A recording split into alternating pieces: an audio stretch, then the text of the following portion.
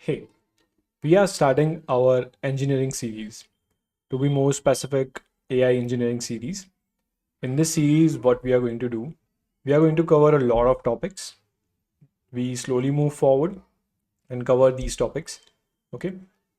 The best starting point for AI engineering is Python, any programming language, but as per 2025 or as per the big community of Python. So that will be the best programming language for you to start. And why is that? Because if you're stuck somewhere with um, any of the error, you will find a huge amount of people working on the same problem, and you are going to get quick results. Okay. You will find development time will be less in Python as compared to other languages. Um, so that's a big plus. Okay. And we are focusing on AI engineering or AI ML stuff. So that will be again plus point for you if you start with Python. Okay. uh, Regardless of your position or regardless of your of your work or profile you want to target, Python is the best start if you are new in the field. It will give you technical understanding of different topics. It will make you understand different AI jargons as well that we are going to use. So that's why it's the best starting point. So if you are starting, we need some tools to work with it. The best thing is you can start with um, different tools like this. So in this series, we are covering or using some tools. Okay. So if you don't have anything on your system, you can start with Anaconda Navigator. Okay. It look like this. And this is the best platform where you can find different type of editors. Okay. So you can install directly, go to Google and search for Anaconda Navigator. Install this tool, and once you install this, you will find the interface like this. Even on a Windows system, this is Mac I'm using. There are different tools or editors that you can use in this, but we are focusing on Jupyter Notebook, that is this one, which is pre-installed in this software. So you can directly click on launch and it will launch on localhost. Okay. So it will look like this, and this is your interface. Okay. You will find documents and different folders which are on your system, and you can uh, go check it out. Okay. So what I did, I created a GitHub repo. Okay. So this is the GitHub repo that we are going to follow. All the code for these series and whatever topic we are covering you will find here. Okay. So the repo I created earlier, like years ago. So this is for these are the topics that we are covering. As we move forward, you will see different changes in this, but we'll discuss at the end of the session. Okay. So for now, you can follow this, or later on we will cover Git, the version control, GitHub, that this platform, that how you can use and use this platform for your profile as well, or your knowledge as well. Okay. So this is Jupyter Notebook we are going to use. In this Jupyter Notebook, you will find the first topic that we are going to cover, that is Python. Inside this, you will find multiple modules. Okay. Every session or every video of this series will be considered as modules. You can call them modules as well, because in a single video, you can consider a single video as module 1. Okay. Inside module 1, as this is the fundamentals video, you will find different lessons, and for different lessons you will find different files. You can see numbers here. Okay. As we move forward, we will create different files here, and for now, as this is first session, so I already created a file. You can see this file contains the extension of this file is .py that is Python notebook. Okay, so that's a notebook. You can use different editors for Python programming, just like VS Code, Sublime Text, Notepad++, or Notepad, or whatever you want to use. Okay, but for now, as we are doing analytics around it, as we are creating our notes around it, we can include images, we can include a lot of things to create a notebook for us. So later on, we can just refer the notebook to understand what we did along with output of a particular code and so on. Okay, so that's why we are choosing this particular editor. You can go for any other tool, just like VS Code. We are using VS Code, but later on in project section, when we work on any kind of project, we go for VS Code. Okay, but for now we are focusing on Jupyter Notebook. Okay, if you want to create any file here, you will find this behind my image. You can see here behind my video. There's a new button. When you click on it, you will find Python. Okay, you can click on Python and a new file will be opened like this. Okay, if you want to create a new file, you can do this. Okay, when you open this, I already created it. Now what you can do with this is you will find different cells here. You can, in every cell you can write your code, and you can create nodes also. So for nodes, as we move forward, you will understand what's going on in this particular tool. Okay, what else we are going to use in this series is Excalidraw. So you can search for this particular tool, and this is open source, so you can use it for free. Okay, now what this tool will do, this will help you create workflows. Basically, let's say we are building any kind of program, and as you think of any solution, you take pen and paper and draw it accordingly, that user will come, user will ask this, then in this particular process this will happen, then this will happen. The whole thing is basically a flow. Just like you go to an ATM machine, you enter your details, you enter password, then a message is displayed on the screen, and so on. There's a flow in it. So every time we think of any solution, we'll go and draw this thing, draw different parts. Okay, it can be anything. For now we are focusing on Python. So you can write anything here, you can draw whatever you want. Okay, so we come back here and think about what will happen for a particular topic. Okay, so that's what we are going to use. Along with that, we can use any kind of AI tools also, just like ChatGPT, as I'm recording this video in 2025. So you can leverage different kind of tools for your understanding to make your understanding better. Okay, so we'll build those tools as well, those kind of tools for our AI engineering journey. But for now, as we are starting, this is the starting point. So we are going to focus on understanding and knowledge. Okay, so let's start with the first topic. Now, when we talk about Python, so Python is a very easy to learn or easy to read language. What this means that if I show you any kind of code in front of you, even if you don't know anything, you will understand what's going on in a simple terms, or if you ever seen Python code before. Okay, what's happening? There can be complex terms, but it's very easy to read, that you will understand what's going on. Okay, so that's why it's a very popular language. Okay, you will find the question is why we are using Python. So question can you can answer this question with a lot of different features of it, or what exactly you want from any programming language. So the best way to choose a particular language, it's the first thing is how big the community. Okay, community, that means how many people are using around this particular language around the world. Okay, and you will find a huge number for this. And the best thing about it is, if you stuck somewhere, if you have any errors, you can search online and you will find the answer. Okay, so that's a good thing. So your learning process will be faster as compared to other language if you don't find the solutions quickly. Okay, you will lose your motivation and so on. Okay, so other languages are for different purposes.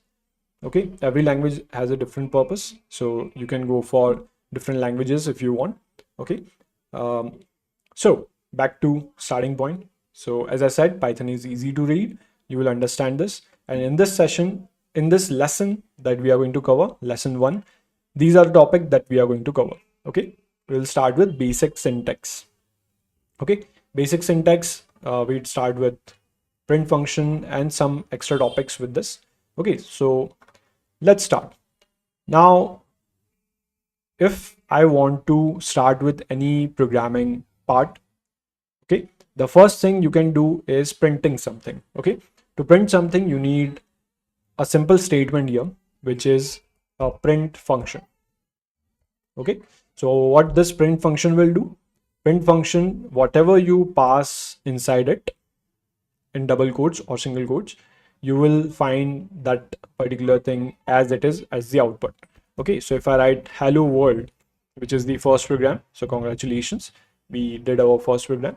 So if I write hello world, when you run this, you will find whatever you written in this will be printed in front of you. So if you run this, you will see hello world here. Okay, how I run this cell, so you can go here in the run section or run selected cell. Yeah, what you can do, you can print or press shift enter. Okay, so you will find hello world in front of you. Okay, so that's it. That's how you can get output in front of you like this. So that's the difference between Jupyter Notebook and other tools. Okay, now what this print statement is, this print is nothing but a function.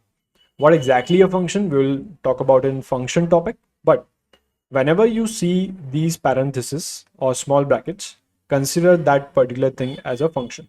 Okay, what a function will do in a single statement, just remember this statement for now. Later on we will discuss this in detail.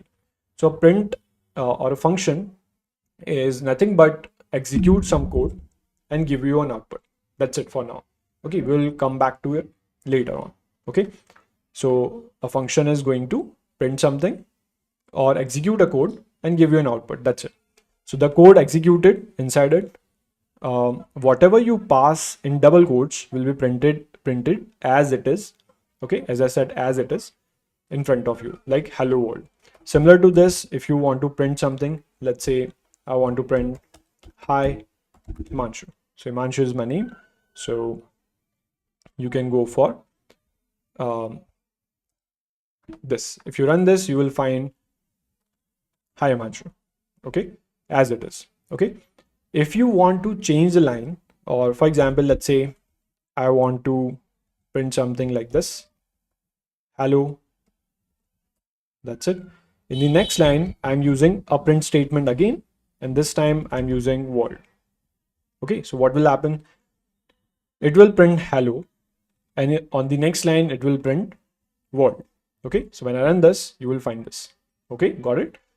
So a print statement will print something in front of you or in front of any place where this code is executing. Okay, so that's what hello world will or print function will do. Okay, so there's a small thing about print function that we will cover later on, because for now as a beginner this is fine. Okay, now I want to do the exact same thing. Okay, I want exact same output, but this time I don't want to use multiple print statement, because every time you use a print statement, it will print the value and change the line automatically. Okay, so I want to do it with using one print statement. So how can I do that? So there's a concept called new line character. What this new line character is nothing but \n. Okay, it will look like \n. This will only work inside print statement, inside double quotes. Okay, so if I want to change the line, I can use \n. So what I'm going to do, I'm going to use hello \n and world. Okay, that's it. So when you run this, what do you will get? It will print hello. It will see that there's a \n available, and it is going to change the line. But that means it will put the cursor to the next line and it will print the whole statement like this. So when you run this, you will see hello world in the similar way. Okay, so to change the line, you can directly use \n, or you can go for any other, you can go for using the print statement again. Okay, so there's two ways. Okay, so that's what print statement do. Let me do one more thing. I'm going to use print, and this time I'm using I /n Rama. Okay, so Rama is the nickname, Rama is my nickname. Okay, so it will print Rama on the next line. Okay, that's it for this /n. Okay, you can print or use this /n again with any place, at any place. Okay, so for example, I want to use I space /n here. So what will happen is it will print hi space ra, and ma will be on the next line. So if I run this, you will find this. Wherever you place /n, it will execute that particular code, and it will change the line, and it will give you the further string on the next line. Okay, so that's what /n is. Let's move forward. What else we have similar to this is horizontal tab. Okay, so let's say if I press tab, you can see the cursor is blinking a little bit forward. So if I press tab again, okay, so if I press tab here, you will see this particular thing. Okay, the cursor will move forward. Now I want to do this when I'm printing something. So if I want to print hello and there's a space and then world. Okay, so how I can do that? I'm going to use horizontal tab, and horizontal tab is similar to /n. All I have to do is hello /t for tab. Okay, and world. Okay, so if you go to previous languages like C, you will see there are 8 character space will be printed whenever you see or use /t. Okay, but in Python there are 4 spaces. You will find 4 spaces in Python. Okay, so it will give you a tab forward whenever you use /t. Okay, if I use this again, let me write it hello /t, and there will be world. Okay, got it? So this is what hello world will do. Okay, let me use /t again. If I use /t twice, so it will give 4 spaces, then again 4 spaces. So when you run this, you can see 4 and 4 spaces are here. Okay, got it? You can use /n again with this, but for now it is fine. Okay, I understand that this is fine. Okay, got it? Let's move forward and practice some questions. Okay, practice questions are very important. Okay, if you don't practice questions, you will not gain the logic building part.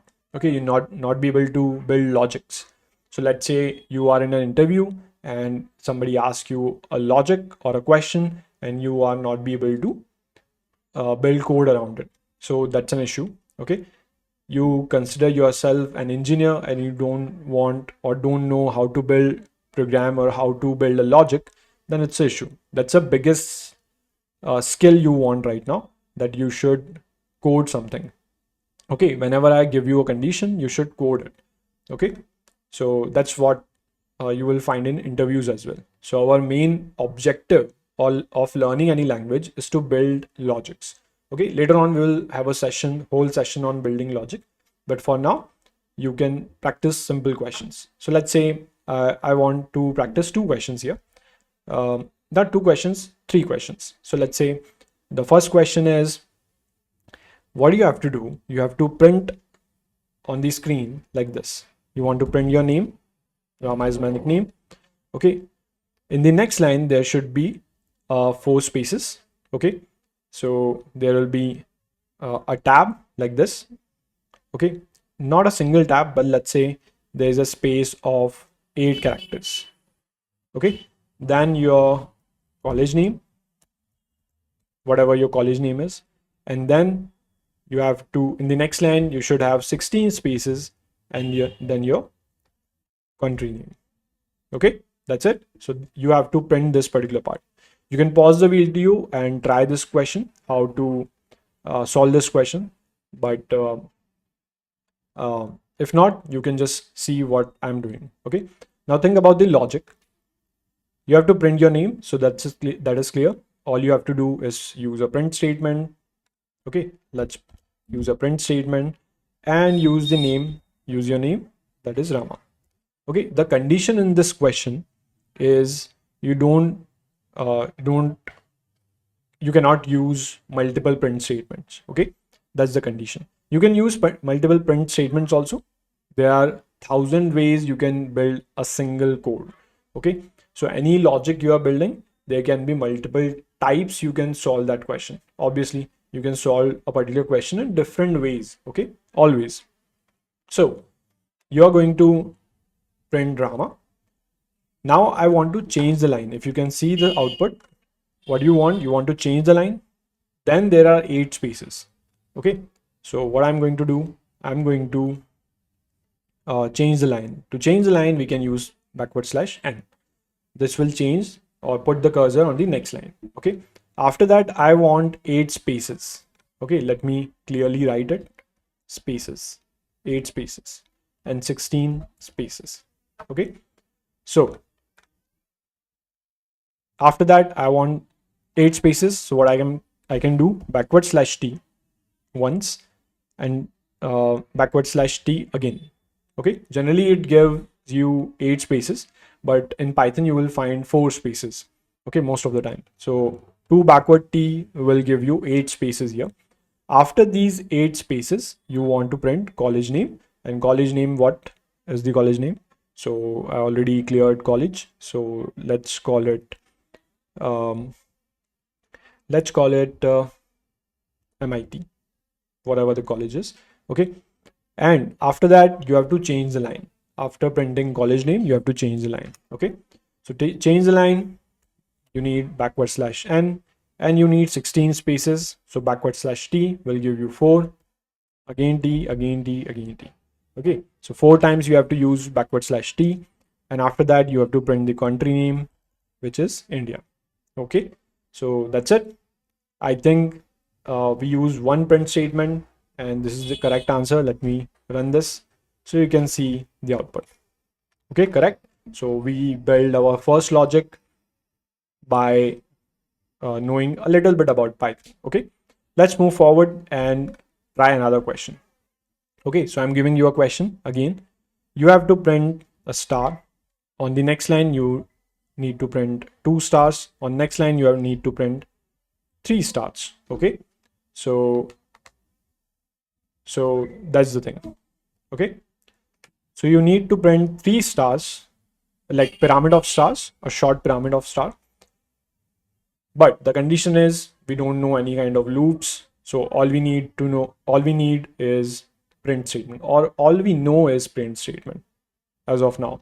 Okay, so what I'm going to do, I'm going to use print statement and I'm going to print everything.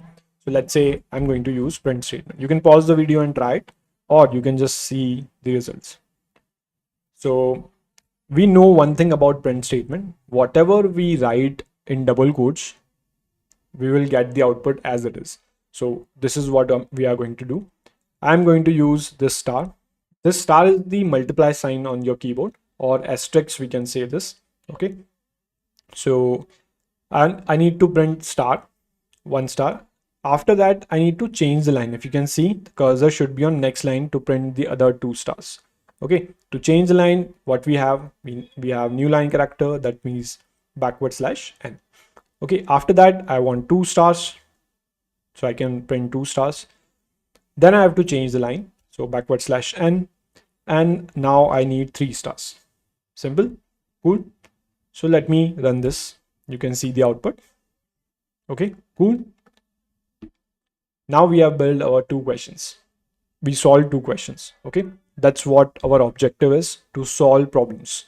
Okay, the number 1 skill you need in life in general to boost your career or in any field is to solve problems. Okay, these small steps will build your confidence that you solve this problem. Then again, the tougher one, a little bit tougher, and that's how you become strong in any career. Okay, so congratulations, we solved 2 problems. Let's move forward and solve one more problem. So this is a little bit complex than other previous 2. Okay, So the question is, you have to print 4 spaces.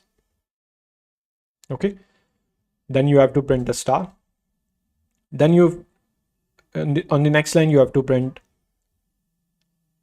these stars. You need 8 spaces, again a star. Then you need to print four spaces and a star. Okay, cool. So how you are going to do this? In reality, it should look like this. The output should look like, sorry, it should look like this. Okay, so how you are going to solve this problem? Okay, so you can pause the video and try to print this using print statement, because that's all we know. So if you tried it, let's check the solution. Okay, you can compare your solution with my solution, and that's how you learn. Okay, first thing first, there's nothing we can do with 4 spaces. Okay, in Python we have /t obviously, but if we don't have /t, or if somebody asks you for two spaces, okay, so if I change the question with 2 spaces, let's say I'm not using 4 spaces but 2 spaces, and later on I'm changing this to 4 spaces in the center and 2 spaces at the end. Okay, so now how you are going to solve this? We already know that whatever you pass in double quotes, it will be printed as it is.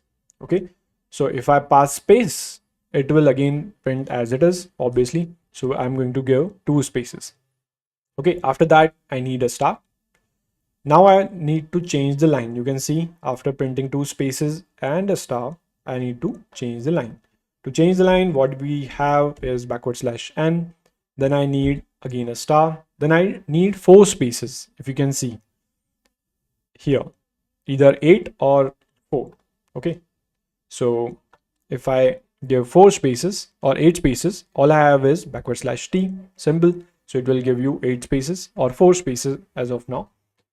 Then we need a star, that means this one, and I need to change the line. To change the line, all I have is /n. Now I need 2 spaces and a star.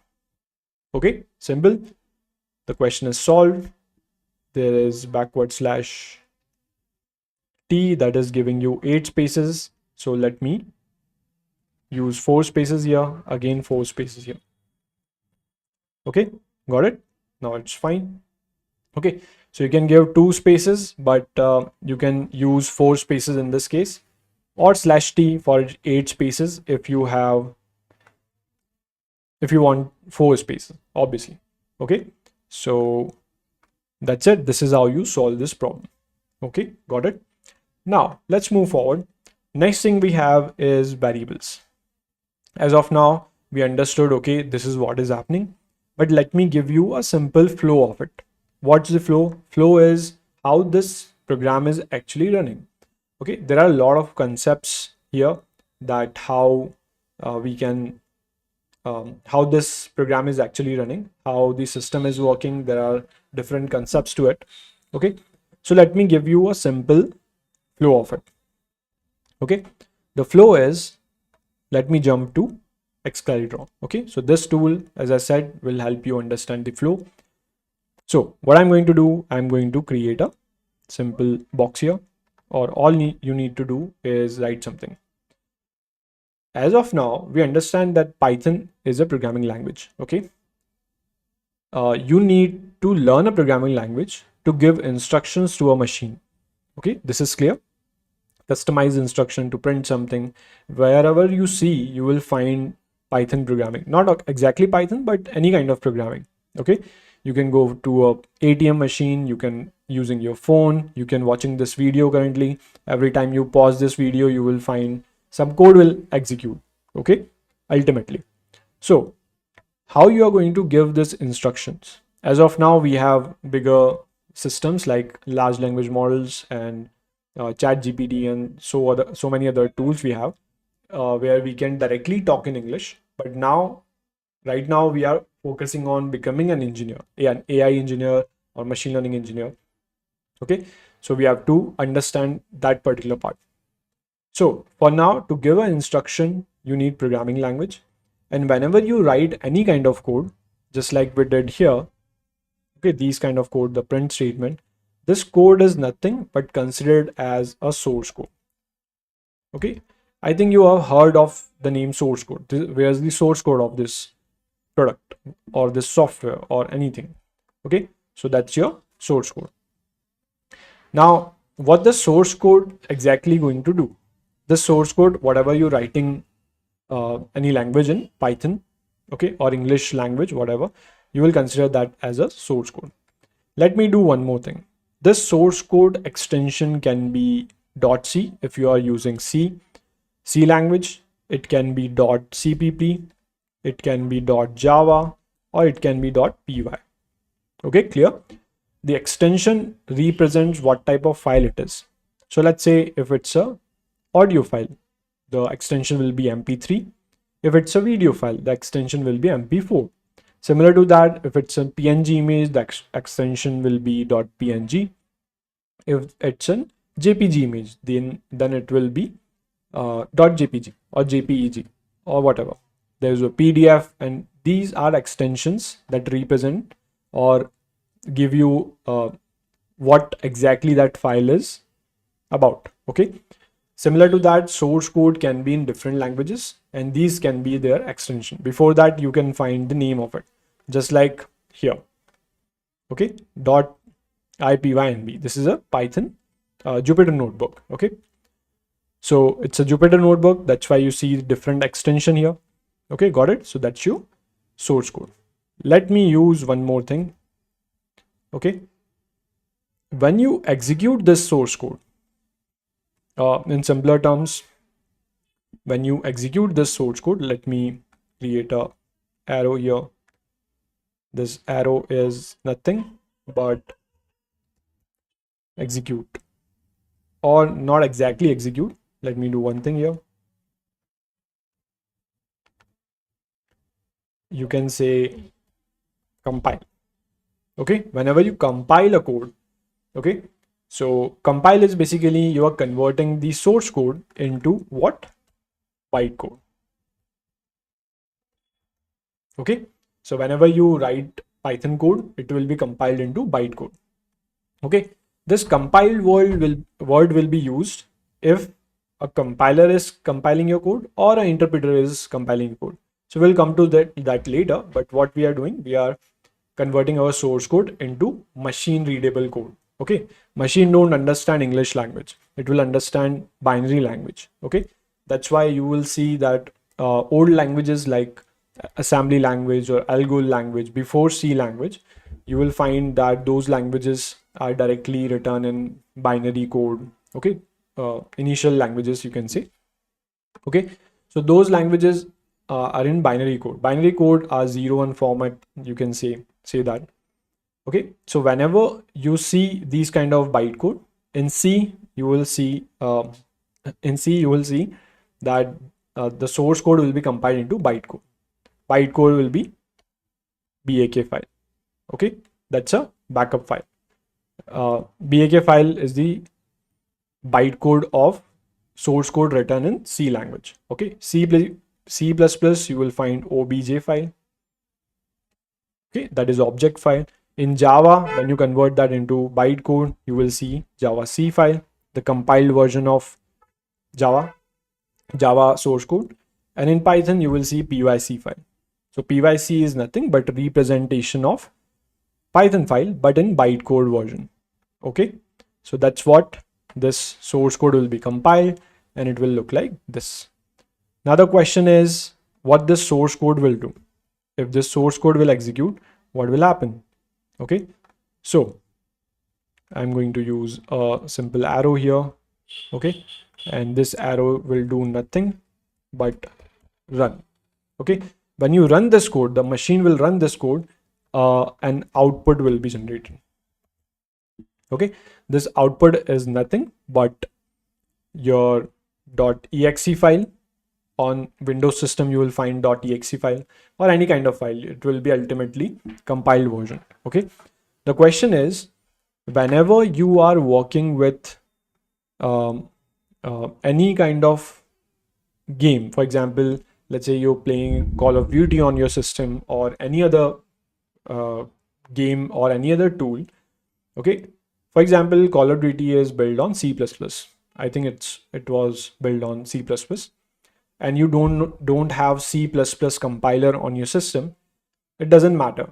It will still execute the code. Why? Because it is already the code is written in this version in C++, but it is already compiled. Okay, got it? It is already compiled in bytecode, and bytecode is nothing but system understandable code. Okay, so after that, you will find that it is directly executed from here. Always, all type of softwares will be executed from here. Okay, so this is a simple flow of your program. So whenever you're writing these kind of codes, these codes are converted into bytecode first, and later on it is executed. Okay, but we cannot read these kind of file. If you open these kind of file, you will see symbols on your system, but obviously that is not for us. Obviously that is for a machine. Okay, so this is the flow. So keep this in mind. We'll come to this later because there are a lot of deeper understanding we need for this particular purpose, but that is not for today's topic. Let's move forward and understand variables. Okay, now you understand whenever you write code what happens. Now next topic is variables. So for variables, what we can do is we need to understand these variables are similar to mathematical variables. So you understood that in mathematics that we find x, we find y, and so different type of variables. Okay, any variable in mathematics will have a particular value, and it may change according to time or different questions you are solving in mathematics. Okay, so for this purpose, I'm using a variable name a. Okay, if you want to assign a value to a particular variable, you are going to use equals to. Okay, equals to represent assignment operator. It's an operator. We'll come to operator later on, but for now, what I'm doing is assigning a value to it, that is 10.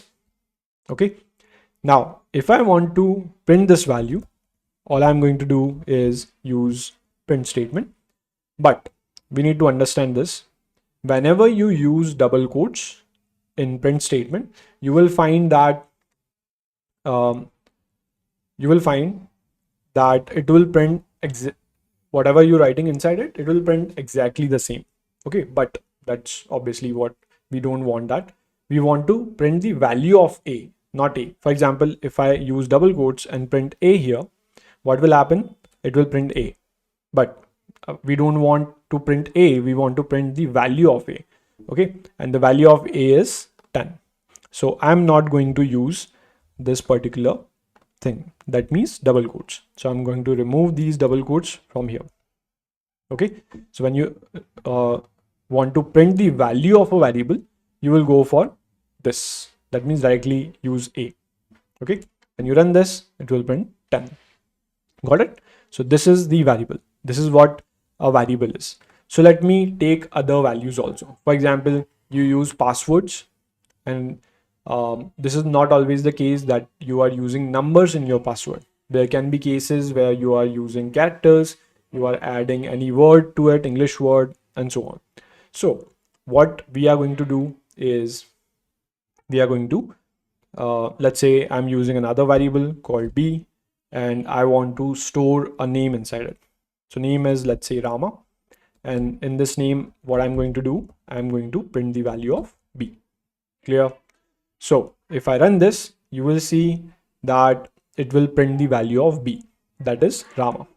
Okay, you can assign different values to it, just like I'm doing here. Okay, different values to any variable. So if you run this, you will find that the value is printed here. Correct?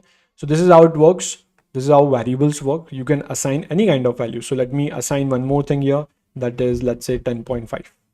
Okay, so that's a decimal value. Okay, so when you print the value of c, it will look like 10.5, obviously.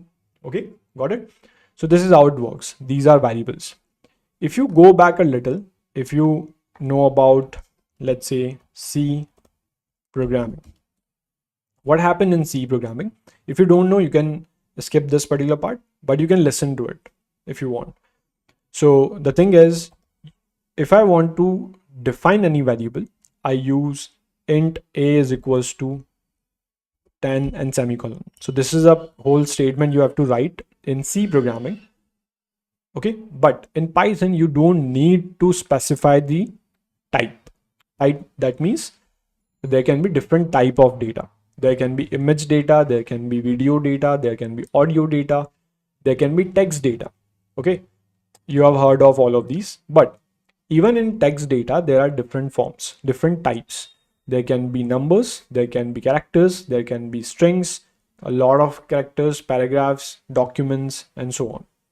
Okay, so you can assign different variables, what type of value those variables are going to store. So let's say if I talk about this particular part, so it is storing a number. You can call it an integer, okay, and so on. So in C programming, this is what happens whenever you want to assign or define a variable.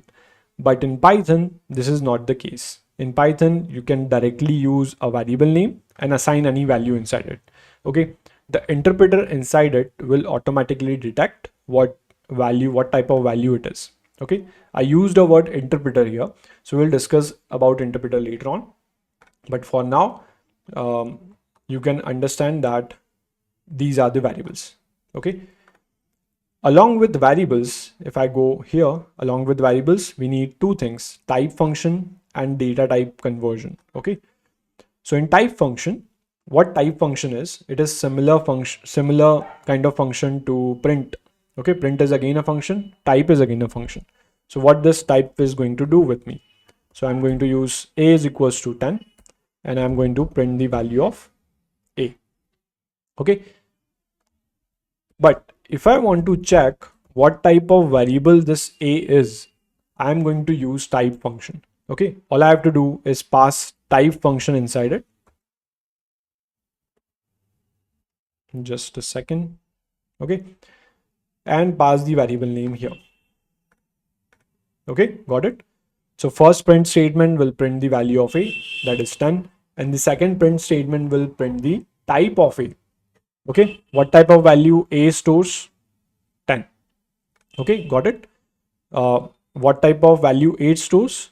10 is a number, and specifically it's an integer. Okay, so it's an integer value. So when you run this, you can find 10 because of the first print statement, and because of the second print statement, you will find this int. Int represent int. Okay, now you are wondering what this class is. Okay, so we will understand class later on. You can skip this class part for now, only focus on int for now. Okay, we don't need to go in the complex part today. So int is nothing but represent integers. Okay, so 10 is an integer, that's why Python gave it int class. Okay, we'll come to classes later on. Okay, just skip that part. Now let's move forward. I'm using another variable and let's give it any name. So for now, I'm giving it India. Okay, so inside it, I'm going to use print statement. Okay, so if you print the value of b, you will find b, and if you check the type of b, it will look like this. Let me run this. You will find India as it is printed because of the print statement, and you will find str.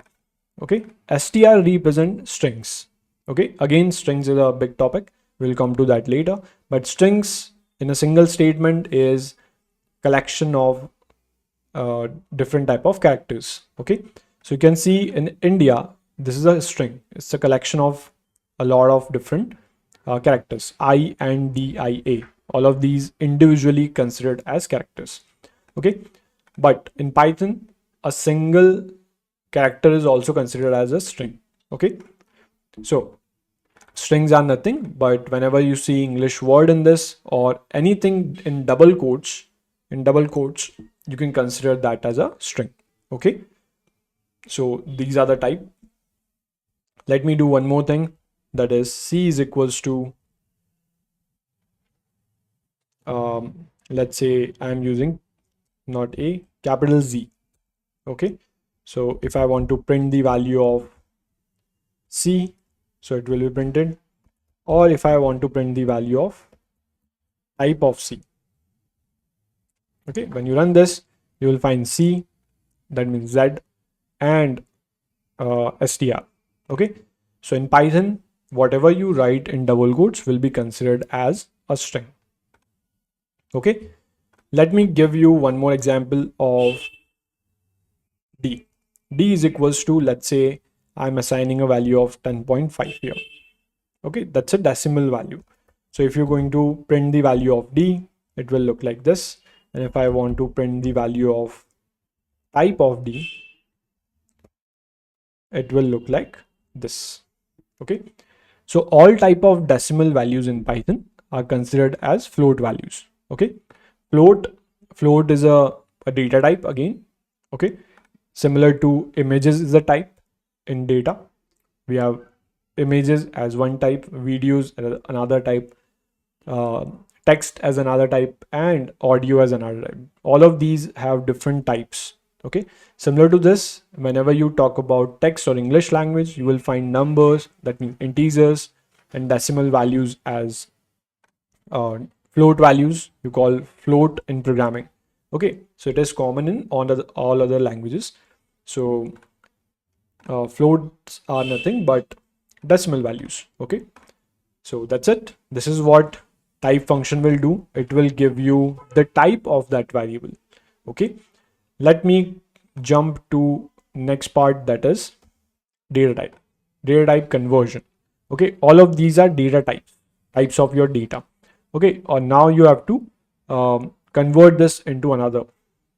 What this means that, let's say I'm using A is equals to 10.5. Okay, if I print the value of 10, let's say if I want to check the type of A, so type of A will be float value. Okay, if you want to convert the type of it, what you can use in which particular data type you want to convert it in. Okay, so if I want to convert this float value into integer value, what I'm going to do, I'm going to use int function. Okay, now the question is, where this int function came from? So it is coming from let me remove this part first. Let me create an extra variable for the same. So I'm using B and I'm converting this into integer. And what variable I want to convert into integer? A variable. Okay, that way this A variable will be converted into integer and will be assigned into B. Okay, and whenever you print the value of B and print the type of B, okay, you will see that the type is now changed. Okay, got it? So when you run this, you will find this value. Okay, so 10.5 initially was a float value. We convert that into integer and assign into B. Got it? And now you printing B, that is 10. And when you change the type of it, you will see integer. Whenever you convert any float value into integer, it will remove the decimal part of it. Just like this, 10.5, 0.5 will be removed. Only integer value will be stored here. Okay, got it? So this is one way of converting value, or starting point of converting one type into another. Okay, let me give you another example. So let's say I'm using A is equals to, in double quotes, I'm writing let's say 10. Okay, can 10 be converted into an integer? So let's check. Yes, it can be. So let's say if I write integer of A, okay, I want to convert that A into integer and then use this B value. Okay, so let's say if I want to print the value of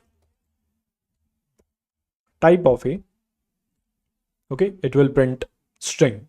Okay, that is str. Now I'm converting it into an integer and it will print the value of b. Okay, so let's print the value of b once, and also check the value or check the type of b as well. Okay, got it? So this is how it works. When you run this, you can see initially it was a string and later on it converted into an integer. Okay, so this is possible, but the one thing we need to focus on is this.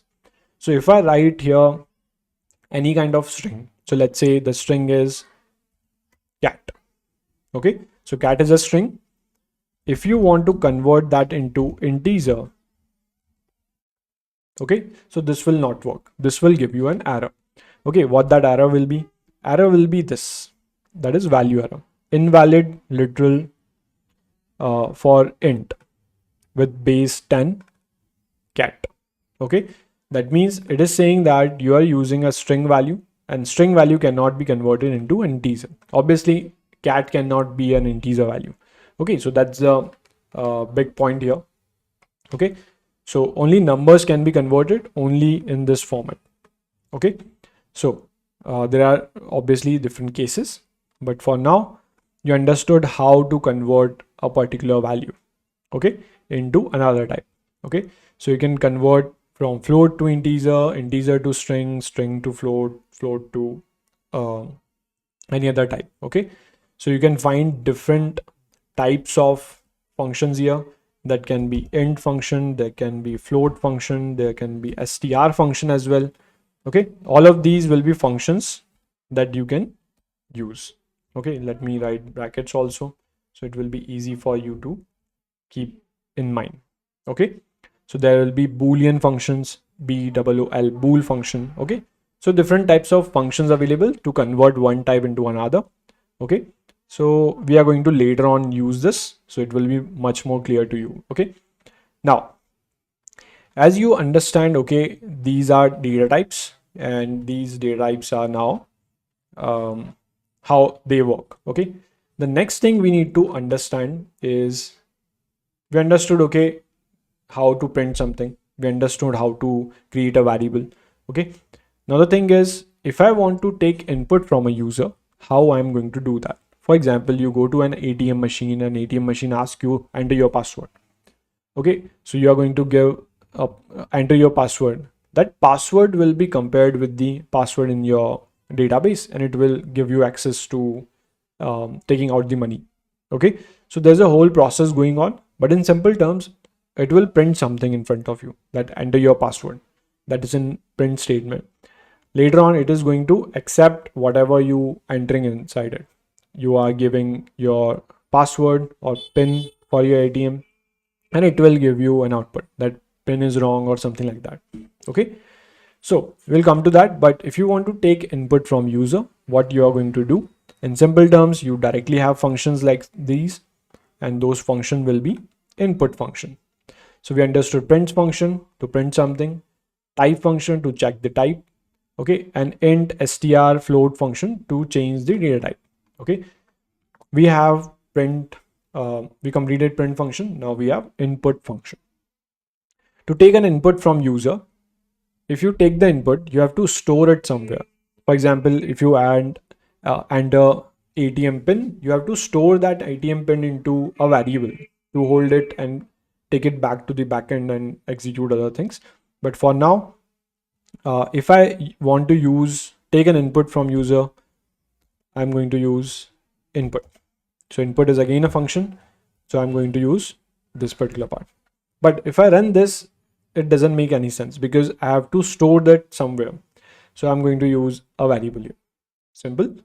So when you run this particular part will be executed first. Okay, and what this will do, this will stop the screen and give me a chance to enter something, or give a user chance to enter something. When I enter something, it will store in A, and you can do whatever you want to do with A. So for now, I'm going to use A directly. I want to print this value. Okay, so let me run this. You can see that it is giving me an entry box. Okay, so I can write anything inside it. Okay, so you can see this particular message because of Jupyter Notebook. It is giving you by default, but you will find nothing. It is just a placeholder. Okay, so you can write anything inside it, but for now I don't want anything. I want to enter a value, so I'm entering 10. Okay, you can see one more thing. There's a star going on here. This star is representing that this particular cell, the coding cell, is executing right now. You can see in the top of the title that it is executing. This particular file is executing for now. It is not completed the execution. Okay, that's the simple sign. Other than that, you will find what number of input you have given. So this is the 46 file that I executed, 46th cell that I executed. Okay, so for now, when I enter this 10 will be assigned to this A, and after that I'm printing this A. So if I run this, oh, just a second. If I run this, you can see the first 10 is nothing, but it is assigning the value to A, and the second 10 is printed because of print statement. Okay, so let me make it a little bit more clear, which is by using input function. Okay, and after that I'm going to print the value of A. Okay, so but I'm doing a little change here. The thing is, it is not going to give you any kind of message. For example, you go to a machine, it's directly blinking, so you don't know whether to enter the pin or not. So there should be a message in front of it that enter your pin. Okay, so in similar terms, you can pass any kind of message along with input function. So let's say if I write enter a number, correct? If I write enter a number, you can see that it will give this particular message will be printed in front of input statement. Okay, so that's why we are using this. So there's another way of using input function. Okay, when you run this message will be printed. Okay, so if I run this, you can see the output like this. Okay, I can enter 10 here. So it is printing enter a number and giving you an input space. So if I press enter, what this will do, this will take this 10, assign it into A, and on the next statement, it is printing A, the value of A. Okay, not here. Yeah. Okay, got it. So you can see that 10 is being entered by the user, and this 10 is printed by whatever written in the code. Okay, let me do another thing. I want to take a name from user and want to print a message to it. So let's say what I'm doing, I'm using print statement, and inside that, not print statement, I'm using a variable here. I'm using input, and I want to give a message, enter your name. Okay, cool. So if I give this particular thing, enter your name, what this will do, user will enter his name and it should print a message to the user. So what I can do, I can use double quotes here to print hi, and after that, if I want to print the value of the variable, I can print the value of the variable in front of it, but it should be outside double quotes, as we already studied that. So if I write comma and place A here, okay, so what this will do, this will print the value of this double quotes, that is hi, and after that it is going to print the value of A, not A, value of A. So that's why I'm putting it outside of A. You cannot write like this. Okay, so because it will going to print hi space A. Okay, I want to print the value of A. Okay, that's why I'm using A outside of double quotes. Okay, so when you run this, you can see it is asking you enter your name. So I'm going to write Rama.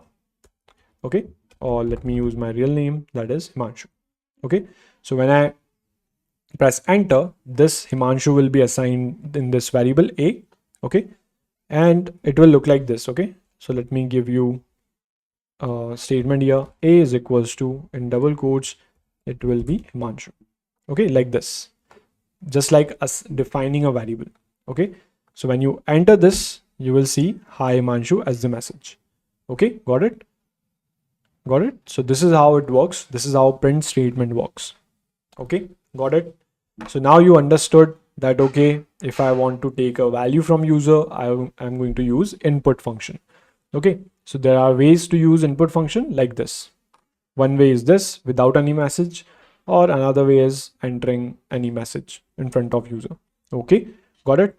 So for now, we have understood a lot of things from basic syntax.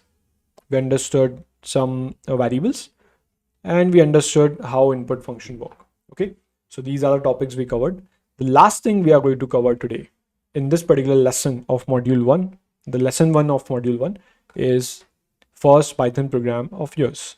Okay, so if you follow along, you have understood the fundamentals of it. Okay, so just a second. All right, so we need to build our first program. Okay, so for first program, I want a question here. The question is this. So I'm using star just to make the thing bold. Okay, write a program. Okay, your first program. Write your first program, or write a program to enter a value from user, not a value, and enter two numbers from user and print sum of them, or to be specific, addition of them. That's my question. Okay, so we have to solve this question. Okay, now think about it. I want two numbers. Okay, and those two numbers will be added. For example, number is 10 and 20. 10 and 20 will be added, become 30. 30 will be printed, that this is the addition. So how we are going to do that? So think about that. Those two numbers should be entered from the user. Write a program to enter two numbers from user. So I'm going to use input function, obviously, to take inputs. So let's say I'm going to use input function here, and this function will take first value from user. First value will be enter first number, enter first number. Okay, or to be more specific, enter your first number. Okay, so your first number will be there and it will be assigned into A. Okay, I'm going to use the same code again, but this time this variable should be different. I want B. So two values will be assigned, one in A and the second one in B. I'm going to use enter your second number. Okay, so both numbers will be entered from user. So two input function will execute. Both values will be assigned in A and B. Okay, so next thing is we need to make an addition out of them. So obviously we can use print statement, or not print statement, plus statement, or plus operator. Okay, so to add things, we can use A plus B. Simple. Okay, using A plus B is going to give you the addition of both and will be assigned into C. Okay, so that's how A plus B is going to work. A plus B will become, let's say 10 and 20 were the value. So 10 plus 20 will become 30. Okay, 30 will be assigned to the C value, and all I'm going to do is print the value of C. Simple. Okay, fine. Let me run this. The code is correct for now. Okay, there's a logic behind it, but let's run this and then we'll understand what's happening here. When I run this, it is asking me enter your first name or enter your first number. So I'm going to enter 10. Okay, when I press enter, 10 will be assigned in A. Okay, and it is executing the next line of code, and which is input enter your second number. Second number is 20. My second number is 20. When I press enter, 20 will be assigned to B. It will add the value, it will assign the value to C, and it will print the value of C, obviously. So when I run this, sorry, it is already executing.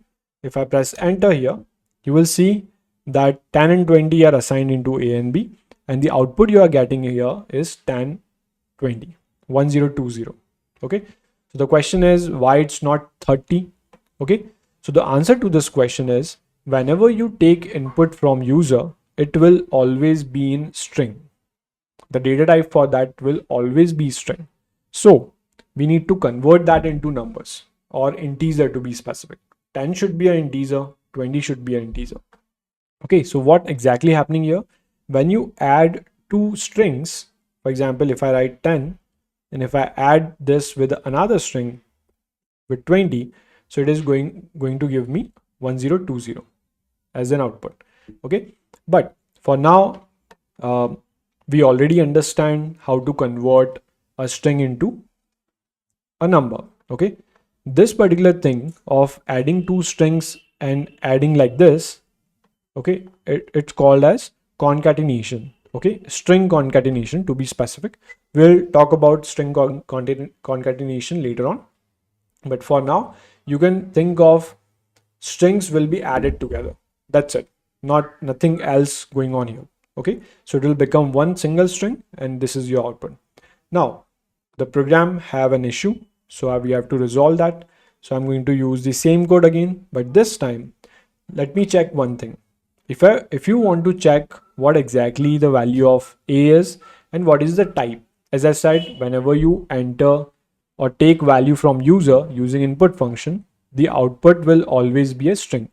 Okay, so a is a string, b is a string, that's why you're getting this output. So we need to convert that into numbers or integers. So what we can do, we can directly convert that in this format. Okay, so I'm going to use ints. Okay, similar to that, I need to convert this input into string as well. Okay, so think about it. You already know BODMAS rule. Okay, brackets will be solved first. Okay, so in this case, enter your first number will be printed first. Okay, the internal part first, internal bracket will execute first. Okay, now it will execute first and then whatever the user is entering, it will give you a number. Let's say 10, which is in string. It will be converted into integers, just like we understood, and will be assigned into a. Okay, now a contains an integer value, not a string value, an integer value. Similar, this particular thing goes with the second variable. Okay, because of BODMAS, first bracket, internal bracket will solve first. Okay, so first thing will be printed, input function will execute. Okay, later on in the second step, the input int function will execute, so it will convert the value into integer. Okay, so a plus b, it will become 30, and this time when you run this, first value is 10, second value is 20, so now the output is 30. Okay, you got the idea that input function will always take values or return values as string values. Okay, so you need to convert that into integer. Okay, if you want to perform mathematical operation. Okay, so this is how this particular thing works. Okay, so congratulations, you created your first program. So let's move forward and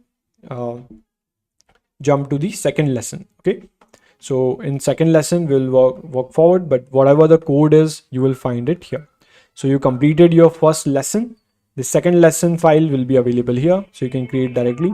So give me a minute to create it, but let's move forward. All right. Hey, quick update. If you want to join the Discord community, the link is in the description. You can join this community. You will find around more than 1,000 people in this community with similar mindset. So you can learn with them. You can ask questions. There will be different resources available to you. There will be different job updates, and you can learn a lot from them. There will be sessions every week which are free. You can connect with me directly in the voice channel. Every week there are sessions, free webinars, free workshops. You can join them and learn a lot. Okay, so that's it. You can enjoy the video. Bye bye. All right, lesson 2. So I already created this file here. This is operators. and you can see the lesson number, that is 2. We are still in the module 1. Okay, so let's move forward. For operators, I already included these topics. These are the topics that are very important for building logics as well. So when you move forward, you will understand that to build logic, you need certain tools. Okay, tools that will help you create logic around any algorithm or any problem you are working on. So these are the operators that are fundamental to it. Okay, so that's what we are going to cover in lesson 2. Okay, uh, so let's start with arithmetic operator. But before that, an operator is nothing but a simple operation or tools that are given to you to build logics or perform any operation. It can be mathematical operation, mostly mathematical operation, or any other operation like assignment or assigning value to a particular variable and so on. Okay, so let's start with these operators, which is arithmetic. So arithmetic operators are again operators from mathematics. Okay, so plus, minus, multiply, divide, modulo, and you also have floor division. Okay, so there are a lot of different operators available, specifically arithmetic operators. So let's start with plus. So you already know about a plus operator. So you are going to add two values. So we already did in our first session and first lesson, which was creating our first program. Okay, so we added two values. Okay, so let's say if I write 10 and 20, if I add two values, then I'm going to use a here. You will see it will print 20. Okay, correct. So plus operator is again mathematical operator. You can directly add two values. Okay, now similar to that, you have, if I write 10 minus 20, so it will give you minus 10, obviously. Okay, so these are mathematical operators, mathematical operations you can use here. So for example, if I write directly something like 2 multiplied by 4, okay, when you run it, you will get 8. So this is multiplication, and similar to that, we have division. So if I write division, 7 divided by 2, so this will give me 3.5. All right. So similar to that, these operators work, but most importantly, these three operators may be new to you. So these three operators, let's understand all of them individually. So let's say I'm talking about modulo first. Okay, modulo or modulus. Okay, so these are the, it look like this, a percentage sign, and how you are going to use it. So this is just for getting a reminder. This is again helpful for extracting binary values. Okay, and a lot of other operations you can do with this. Okay, so let's start with a simple term. If I write, let's say 10 modulo 2. Okay, so what this will do, this will divide the value. Okay, so when you divide 10 with 2, it will give you 0 as a reminder. Okay, so what it is going to give you, reminder. Okay, so when you run this, you will not get 5, but you will get the reminder, that is 0. Okay, got it. Let me take another example for the same. So if I write 11 modulo 2, okay, but this time it will not be completely divided by 2. Okay, so it is going to give you a reminder, that is 1. Okay, so when you run this, you will get 1. Okay, so 2 5s are 10, and there's only 1 as a reminder. Okay, similar to that, let me take another example. So if I write 8, okay, or 13, let's say 13 modulus 3, not 3, let's say not 4, let's say 8 itself. Okay, So 8 ones are 8, and the remainder will be 5. Okay, so 13 minus 8, whatever. So the remainder will be 5. Okay, so in modulo, you generally don't completely divide the number. It is just that whatever the last remainder you get is the output of the same. Okay, so this is how modulo work. Okay, so if you want to take one more example, that's again cool. Let's say, let's take a big number, modulo 10. Okay, now what will happen? 10 fives are 50.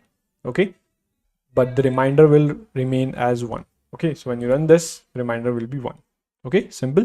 Divide the number, and whatever the last remainder is, just print that number. Okay, so that's how reminders work. Let's move forward, and we have floor division. Okay, so when we have division, when you divide 7 by 2, you will get 3.5, the half of the value. Okay, but when you talk about floor division look like this. If I write something like 7 floor 2, okay, double forward slash is what floor is. So when you divide this number, you will get 3.5, but floor value always give you the actual integer, not the decimal values. Okay, so it will remove the decimal values. Okay, it is different from round off values. So for example, if the value is 3.9, so round off value will be 4.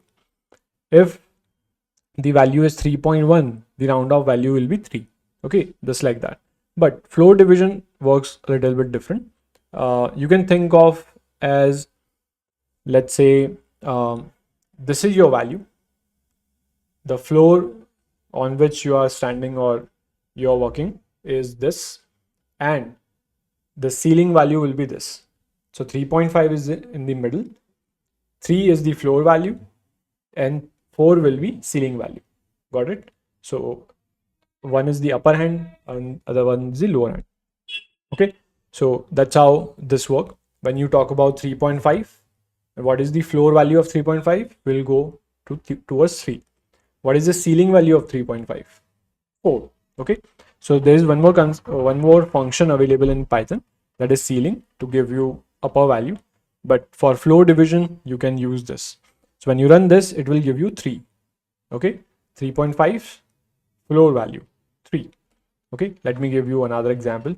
So let's say if I write 11 floor 4. Okay, 11 4 4 floor 4. So it will give you 2 point something. Okay, 2 point something. Okay, but it will always give you floor value, the lower value. Okay, so you can run this. 2 is the output.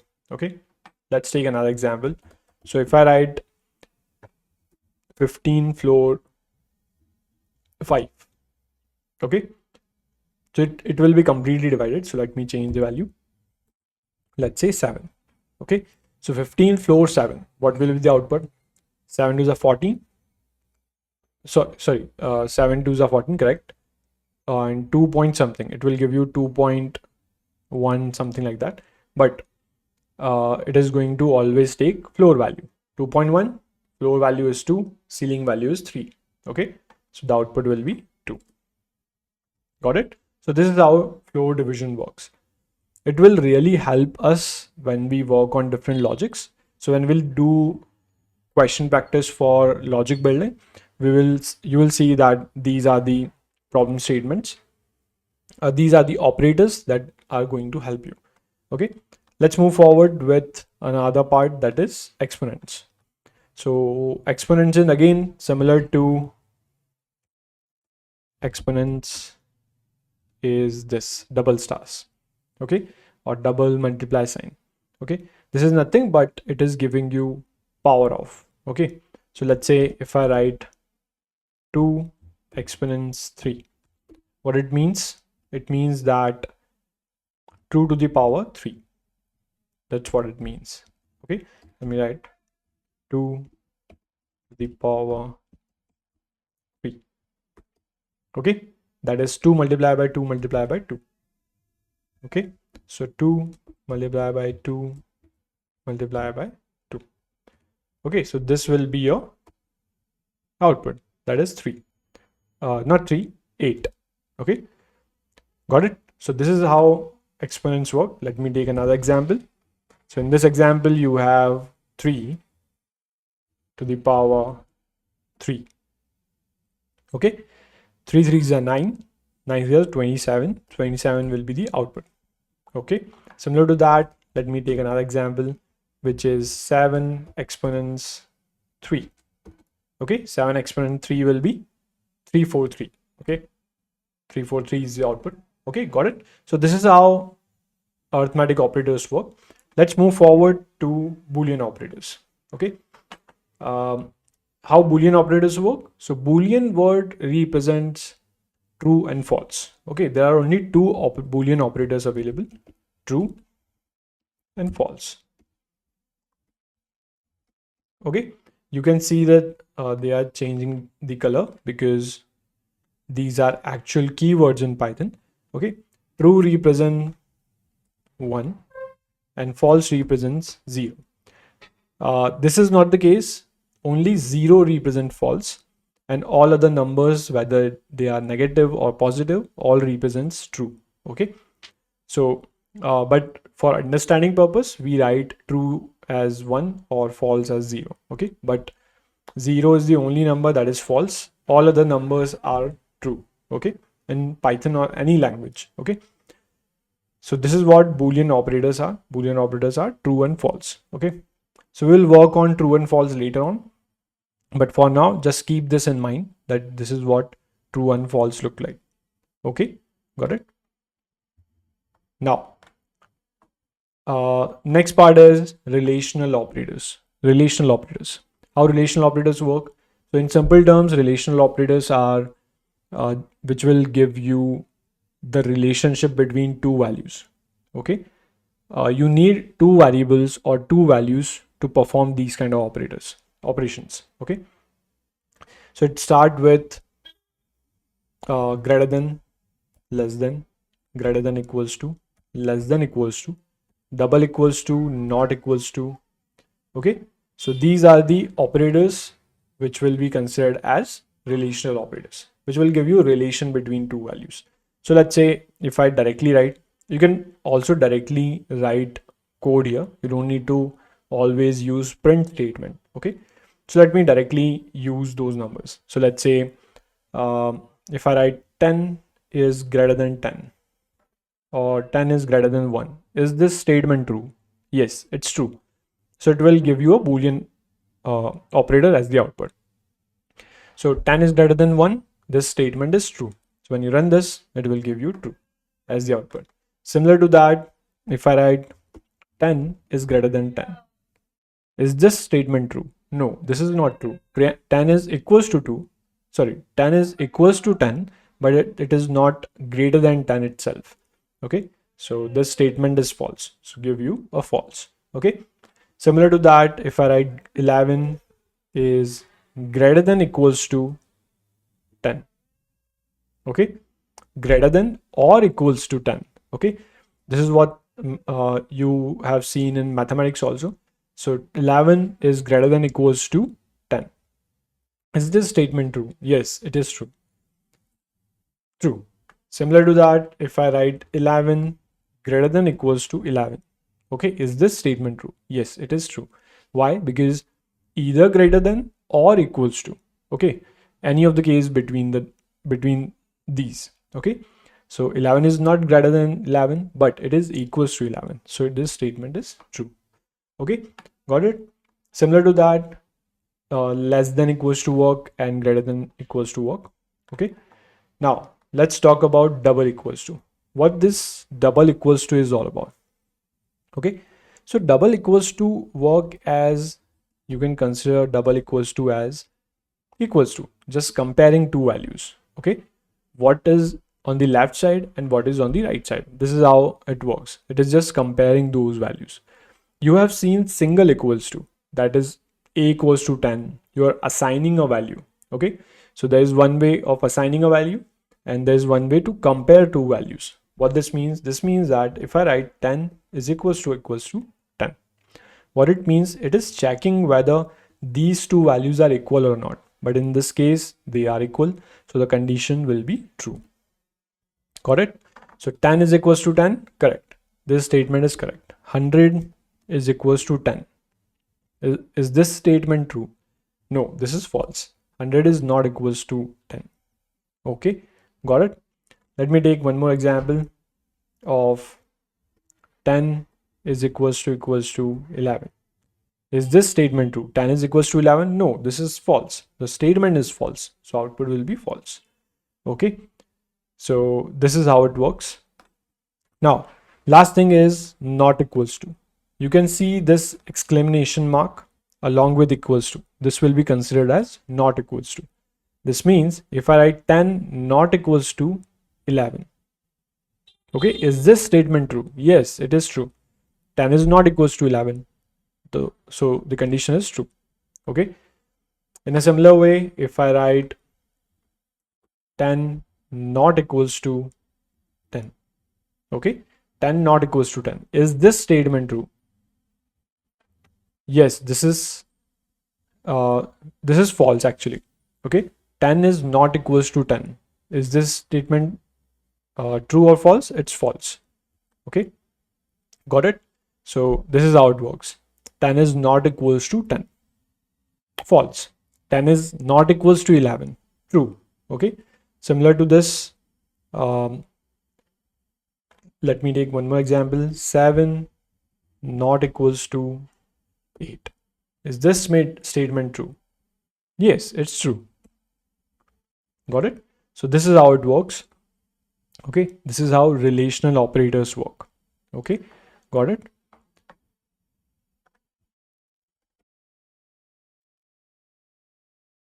All right. Bitwise operators. Bitwise operators work on bits. What is a bit? The bit is the smallest unit of computer system. This particular statement or this particular definition you already heard in computer science books. Okay. Smallest unit of computer system. Okay. What exactly that means? So let me explain you a bit first. Bit is nothing but 0 and 1s. What these 0 and 1 represent? 0 can be low voltage, 1 can be high voltage. Okay, 0 represent no charge, 1 represent charge. Okay, so this is what exactly means. No charge, that means no flow of electricity. You can say that. Okay, electricity. Okay, so either 0 is nothing but no flow of electricity and 1 is represented as flow of electricity. Okay, this doesn't make if this doesn't make any sense to you, think of a computer hardware. Okay, you have seen this computer hardware. If you open this, or if you ever came across this motherboard, or you can see this frame as a green board or a blue board you have seen. Okay, you will find that there are golden lines on this. There's a whole logic gate going on. Okay, there are a lot of gates. That gate will help the charge pass through it. Okay, NOT gate, AND gate, OR gate, and so many gates. Okay, these gates represents, or this circuits hold charges. Okay, electricity is flowing on it. Obviously, electricity is what? Flow of charge. So if the charge is flowing, you can consider that as 1. Okay, we consider that as 1, and if there's no charge, we consider that as 0. Okay, and this is what the system understand. System don't understand 0 1. System understand whether there's an electricity or not. Okay, the hardware only understands in electricity or flow of charge. Okay, so whenever you see any number stored on a memory slot, It is nothing but charge. Okay, so I will give you one example from it, from a TV series. Okay, so we'll come to that in some time, but for now, bit is what? 0 and 1. We need to understand bitwise operators. These operators are not for us majorly, but this is for our system. So we need not our system, but for the language we are working on, we need to give some tools to our programming language to perform certain tasks. Okay.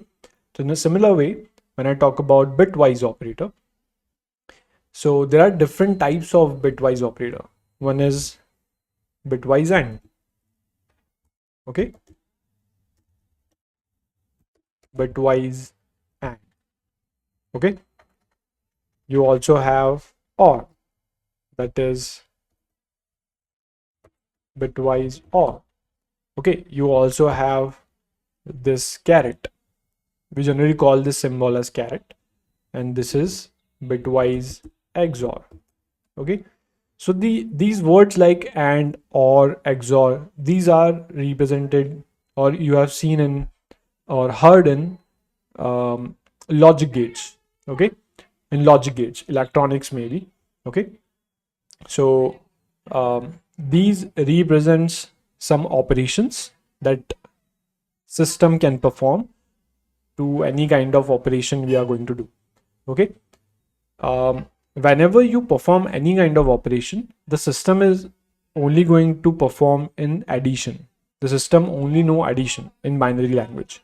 Okay, whether you do or give it a multiplication operation or any kind of operation, internally it is doing addition. That's it. Okay, if you know about binary language, 0 ones, you will know that this is the case in all the cases.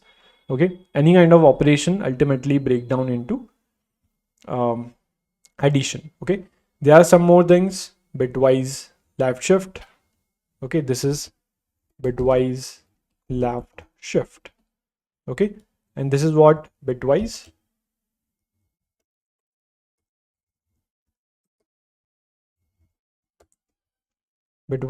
right shift. All right, so these are the different types of bitwise operators we have. So let's understand one by one.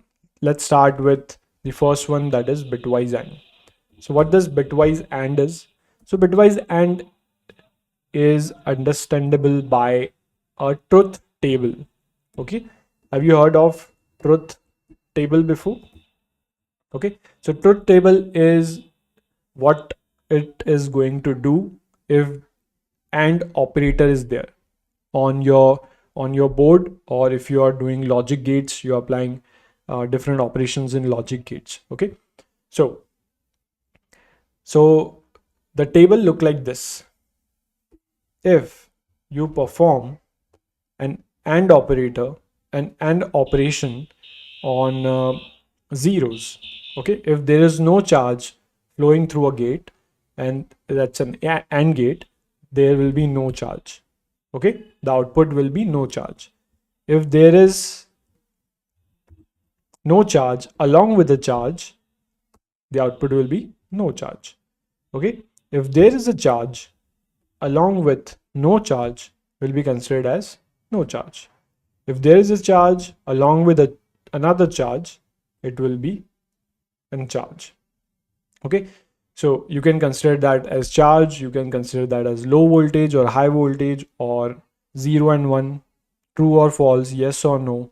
Okay, whatever you want to consider that as, or represent that particular part, but ultimately these are charges, or 0 and 1 we will consider from now on as 0 and 1.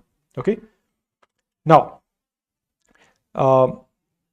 you can think of, you are performing an operation on two values, just like a plus b, simple terms. Okay, when you perform this particular operation on 0 and 1, you will get, sorry, on 0 and 0 you will get a 0. When there is no charge passing through this particular operation, the output will be 0. Okay, the output will always be 1, or only be 1 when all the charges are true, or all the charges are charges. Okay, or 1. Okay, got it. So this is how AND bitwise AND works. Okay, so every time you want to solve this problem, uh, you need to refer to truth table. Okay, let me move to a question. So let's say I want to print, or if I want to write 8 and 2. Okay, I want to perform this operation, or to be more specific, you can use a print statement also to make it simple.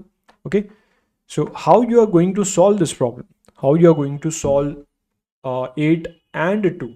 Okay, what this means is you cannot solve it directly. So if I run this, you will be confused that how it is going to get 0 here, why it is a 0. Okay, so 0 is, so let me give you a series here. You know about this series and you have seen it a lot of places. So let's start with 1. Okay, I'll start with 1, double it will be 2, double it will be 8, sorry, 4, it will be 8, then it will be 16, then it will be 32, then it will be 64. Have you seen this somewhere? Yes, of course you have seen this in your phones. Okay, there can be 128 GB system, or 64 GB system, or 32-bit architecture, and 16-bit architecture, and 64-bit architecture. You have seen a lot of these things.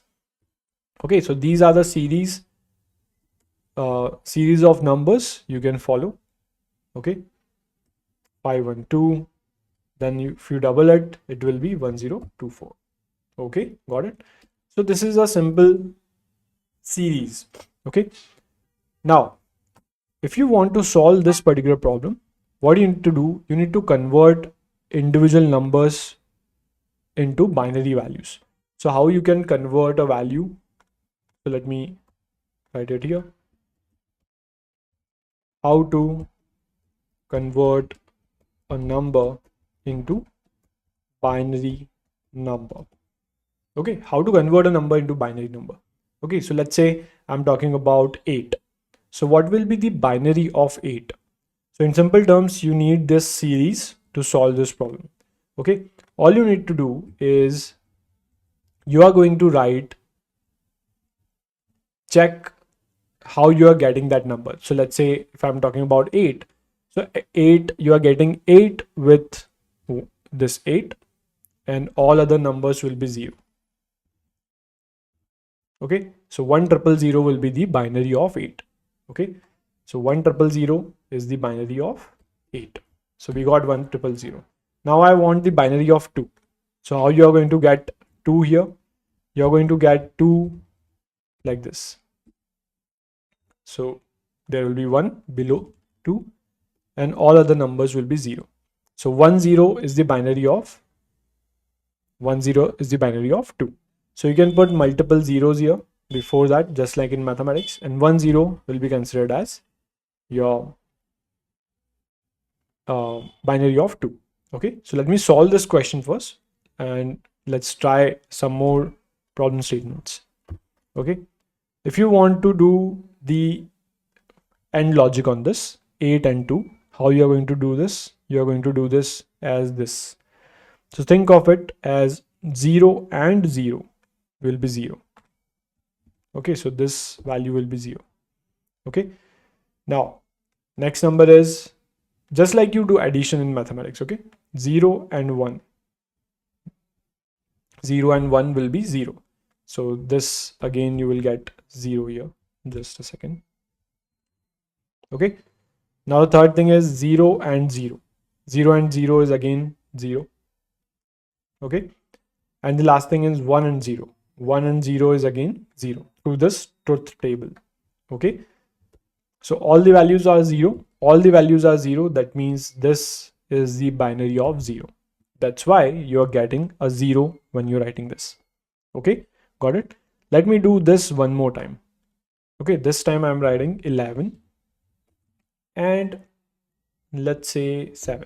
11 and 7. Okay, 11 and 7. So what will be the output of this? So let me solve this first. Okay, to solve this, what I need to do is let me calculate the binary of 11. So add those numbers to get 11. Okay, 8 plus 2 will be what? 10. Plus 1 will be 11. So put 1 below all the numbers that will get you an 11. So 8, not 0, or not 4. Okay, 8 plus 2 plus 1 will be considered as 11. Okay, so 1011 is the binary of 11. So let me write 1011. Okay, similar to that, if you want to calculate the binary of 7, so what will be the binary of 7? So it will be 4 plus 2 plus 1. So 111 is the binary of 7. Okay, so 111 is the binary of 7. You can put any number of zeros before that. So I'm putting 10111. Okay, when you calculate and between these two, think about it. This particular technique work both ways. Okay, whether you have to calculate binary of a number, or if you want to calculate a number from a binary. Okay, in both the cases it will work. Okay, so now let's calculate. So this will be 1 0 0 0 1 0 1 1 1 1 1 1. Okay, so double one will be this. So let me write double one at the end of it. 0 0. So this will be 1, this will be 1. So what will be the number from this binary? So that will be 2 plus 1. 2 plus 1 will be 3. So when you run this, you will get 3. Okay, got it? So this is how it works. All you need to do is calculate binary first and perform the AND logic. And how you are going to perform that using truth table. Okay, so this is how it works. Okay, similar to that, you have OR gate. Not exactly OR gate, but bitwise OR. Okay, so let's jump to bitwise OR. Okay, so if I talk about bitwise OR, it will look like this.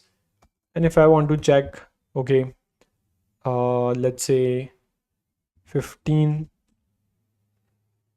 or 6. Okay, I want to calculate this. But before that, we need to understand the truth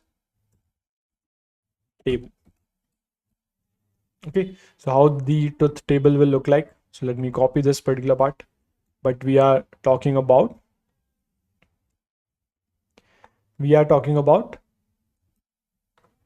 OR, not AND. So let me do this. So we have this. Okay, all I have to do is this. Okay, and how it works? It works that anytime you get a charge, that means 1, the output will be 1. Okay, the only time it will be 0 is when there's no charge at all. Okay, in both the cases. So 0 or 0 will be 0, and 0 or 1, 1 or 0, 1 or 1, everything will be 1. Okay, that means there is a charge available whenever you pass a charge. Okay, which is a little bit different from AND gate or AND bitwise operator. Okay, so let's talk about this particular thing, that is 15 and 6. So let me copy this particular part and put it here.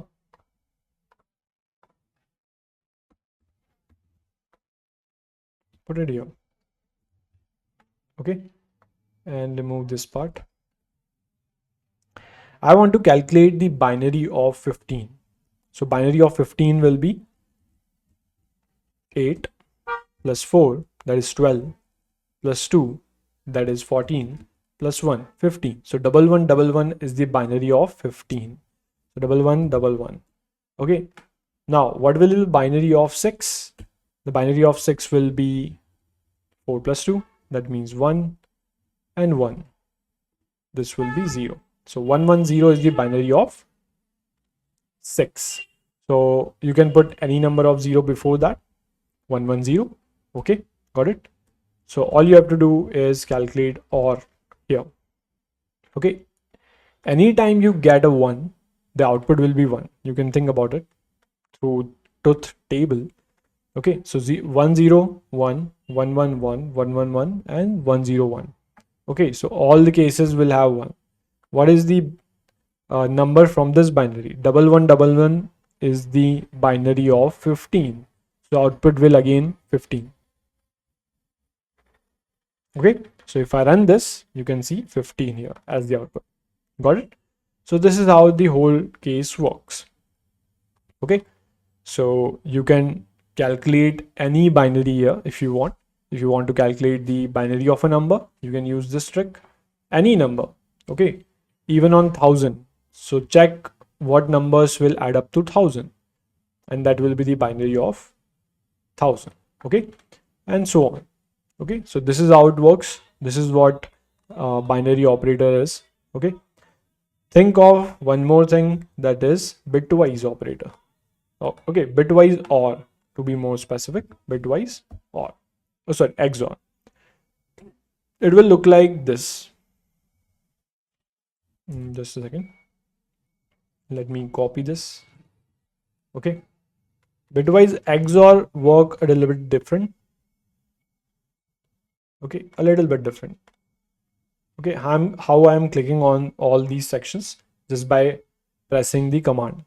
Okay, so or control in Windows, so you can press control and click multiple sections together. Okay, all I have to do is use a caret here. Okay, generally we call this caret, but this is represented as XOR operator. XOR works like this. Okay, whenever there are similar charges, the output will be 0. If there are similar charges, the output will be 0. But if there are opposite charges, or there are opposite values like 0 and 1, the output will be 1. Okay, that's how XOR operator works. So let's think about 12 XOR 5. Okay, so what will be the output of 12 XOR 5? So let me first calculate the binary of 12, which is this: 8 plus 4 is 12, and all other values will be 0. Okay, and what will the binary of 5? What will the binary of 5? So binary of 5 will be 4 and 1. Okay, 4 and 1, 4 plus 1 will be 5. So 101 will be the binary of 5. Okay, so these are the cases: 1100 for 12 and 0101 for 5. Okay, and all you need to calculate is this. Now think of all the places where the charges are opposite. So it will be 1, 1 1 will be 0, 0 0 will be 0, and 0 1 will be 1. So 1001 will be the binary of, think of it, 1001. So 8 plus 1 will be 9. So the output will be 9.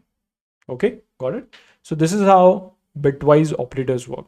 Okay, this is how and gates also work. Gates work in the similar way.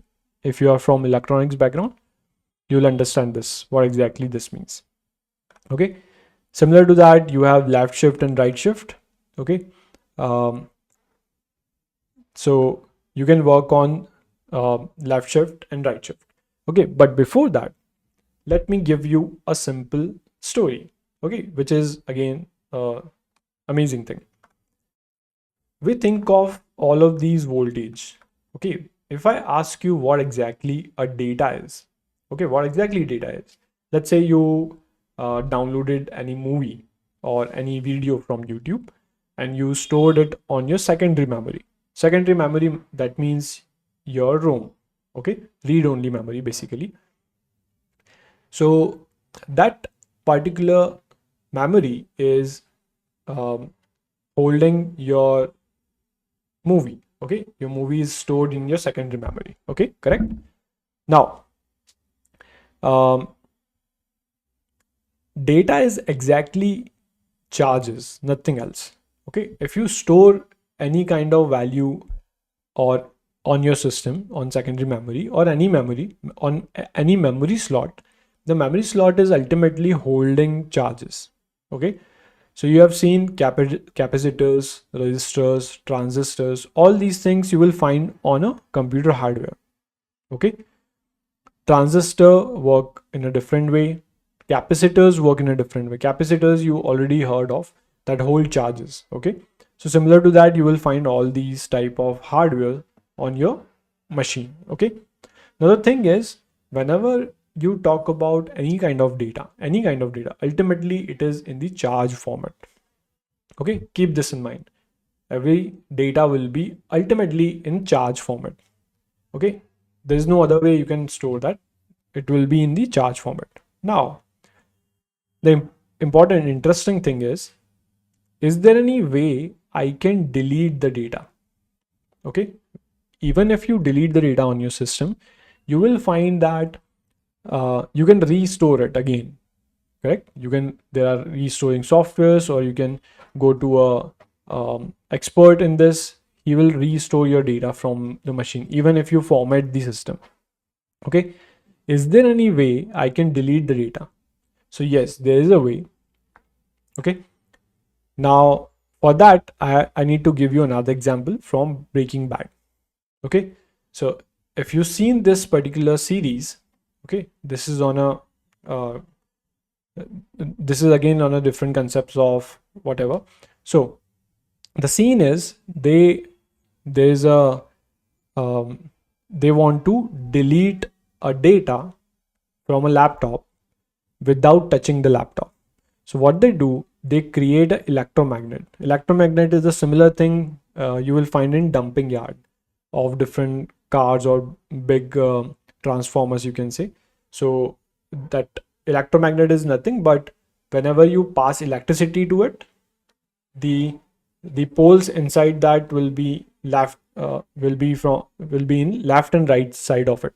That means it will behave like a electromagnet or behave like a magnet. Okay, that's why we call it electromagnet. Okay, when you remove the electricity or stop the electricity through that metal, it will become a normal metal. Okay, that's what electromagnet is. And you have seen that it's so powerful that it can hold a whole car and pick a whole car from one place to another. Okay, so what they do is they take a truck, put an electromagnet in it, add around 20 batteries to it. It will look like this. When you watch this particular film, you will understand like this. Okay, so what exactly happening is, they put this van in along with the wall of the evidence room of police. Okay, so this is evidence room. Okay, so what will happen is, when they uh, on that battery and that whole electromagnet start working, the electromagnet will pull everything in that room. Okay, pull everything inside that room. Okay, you have seen this particular scene. Now what will happen is, even if you pull everything, the laptop will still in this evidence room. You cannot have the access to uh, get your hands on that laptop. So because of that electromagnet, it pulls out all the charges that are available on the laptop. Think about it. Okay, now on their laptop there's nothing, there's no operating system, there's no data available on that laptop. You cannot on that laptop. Okay, got it? Any operating system is nothing but a software on top of a hardware. Okay, but if there is no charge, there is no operating system, how you are going to access anything? Okay, so the electromagnet pull every charge available on that laptop, and that's how they find a way to remove evidence. Okay, so that is again a good example. You can see this scene from this very famous series. Okay, so this is how bitwise operator work. There are two more things, so you can check this out in one of my available series. You can check this out, but for now this is fine. Okay, got it? So similar to that, you have logical operator. Okay, how logical operators work? Logical operators work or look like is this: and, or, not. Okay, got it? And, or, not. These are the logical operators. Okay.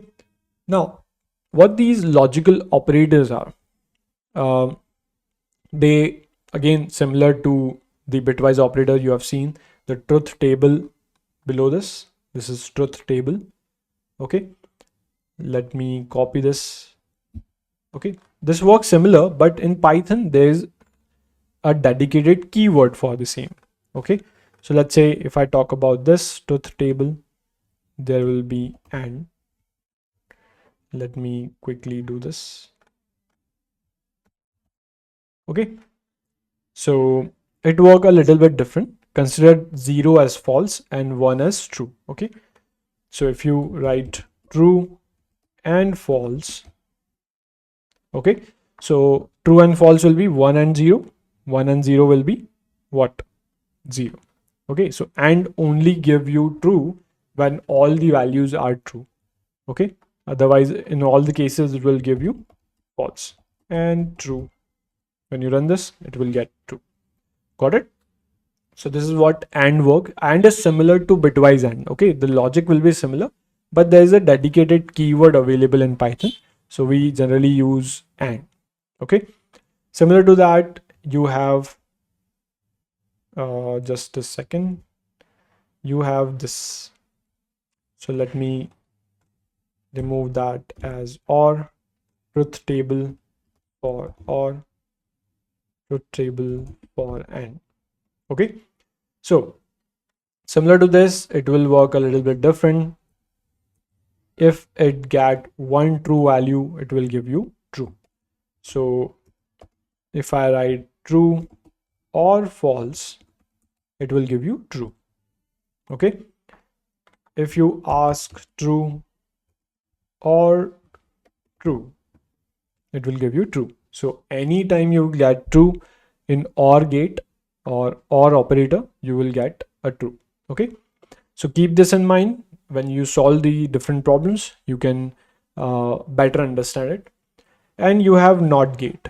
Okay. NOT is similar to, let's say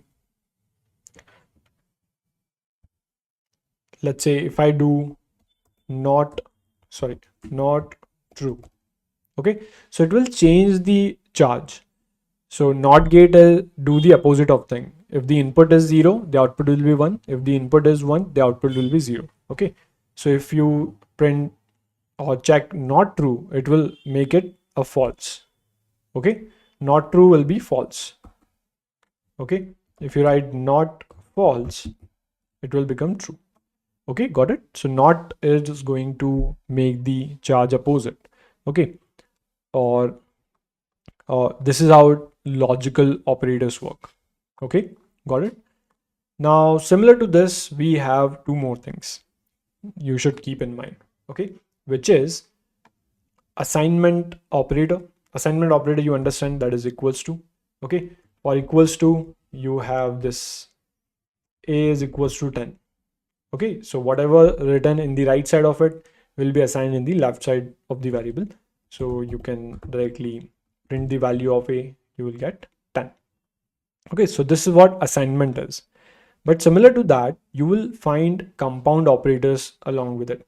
That is plus equals to, minus equals to, okay, multiply equals to, divide equals to. You will find exponent equals to. You will find modulo equals to. You will find floor equals to. So all the arithmetic operators can be used here. Okay. You have seen that there's no unary operator in Python. Unary, that means plus plus or minus minus. Incremental operator you have seen on in other languages like C, C++, Java. Okay, but in Python there is no such thing. Python say that you don't need an extra operator just to perform a simple operation like incrementing a value by 1. You can also do this using plus operator or compound operators. Okay, what it means, let's say a is equals to 10, and if I write a plus equals to 1, and if I want to print the value of a, what will be the output? Internally, this particular statement looks like this. A is equals to a plus 1. Okay, got it? A plus equals to 1 means a plus 1. So what is the value of a? 10. 10 plus 1 will be 11. 11 will be assigned into a again. So the new value of a will be 11. So when you run this, you will get 11. Okay. You can write anything in this place. So let's say if I write this particular part and if I write 5 here. So what it means a is equals to a plus 5. The value of a is 10. 10 plus 5 will be 15. 15 will be assigned again in a. That means the output will be 15. Okay, got it? So this is how plus operators work. Plus compound operator work. Okay, let's pick another operator. Let's say I'm talking about floor division. Not floor division, a general division. Okay, so if I write a is equals to 7 and if I write a divide equals to 2, so what will be the output of this a? Okay, so think about it. A is equals to a divided by 2. Okay, so this is what divide equals to means. Okay, so what is the value of 7? Sorry, what is the value of a? 7. 7 divided by 2 will be 3.5. 3.5 will be assigned to a, so the new value of a will be 3.5. So when you run this, you will get 3.5. Got it? So whatever operation we are performing, the operation is same, but it is assigning the value again in the variable. That's it. Okay, let me pick another example. Exponents equals to. Okay, so let me think of a is equals to 2. Okay, a exponents equals to 4. Okay, or let's say 3. Okay, so what will the output of this? A is equals to a modulo, sorry, a exponent 3. Okay, so I'm going to print the value again. Okay, so what it will give you? The value of a is 2. 2 to the power 3 will be 8. 8 will be assigned to a. So the new value of a will be 8. Okay, got it? So this is how it works. Similar to that, let me take floor division. Okay, so let's say a is equals to 11. A floor division equals to 4. So what it will give you the output? Let me write that here. A is equals to a floor 4. Okay, so what is the value of a? 11. 11 floor 4. That means 2 point something, but it will again remove the decimal part and only give you the integer. That will be 2. Okay, so 2 will be assigned to a, so output will be 2. Got it? Okay, so this is how it works. Okay, now we have two more operators. One is membership operator, which is in and not in. Okay, and the second is identity, is and not is. Okay, now for membership operator, in and not in, we will talk about it later when we work on list and list, along with we'll work on for loop. Okay, so we'll talk about membership operator there. Okay, as we don't know for loop for now, so we are not focusing on that. We can also use this here, but we don't know some data structures also, so that is fine for now. Okay, these operators are fine for now, so you can practice a little some questions on it, and this is fine for this particular lesson. Okay, so the next thing with this will be our lesson 3, and that will be on conditional statements. Okay, so let's move to that.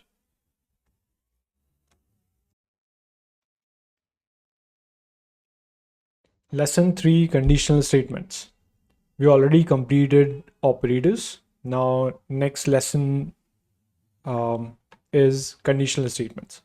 Conditional statements are if and else. If and else you have already heard of in different languages. It is quite similar with other languages. So conditional statements, how it works. So let's see the file. So I already created the third file here. So this is our file. Okay.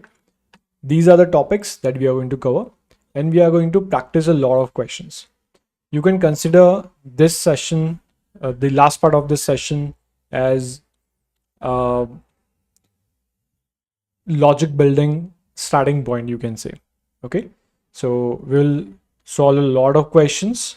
Okay. So what you can do, you can pause the video and you can practice those questions on your own, and then compare your solution with mine. Okay. So that's the best way to learn or build logics. Okay. Let's start with this topic, if and else. Okay. Let's start with if first. So these are conditional statements. What are conditional statements? Conditional statements are in which you give certain conditions, and based on those conditions, you want to execute a particular code. For example, you have seen, let's take the example of ATM machine. You enter your password, okay, or PIN of your account. Okay. When you enter your PIN, if the PIN is correct, it will execute a particular code. That means it will allow you to withdraw any money. And if the condition is false, so obviously, or if the password is incorrect, so it is not going to execute the other code, which is to withdraw your money. Okay. So these are how conditions work. You can take a lot of examples.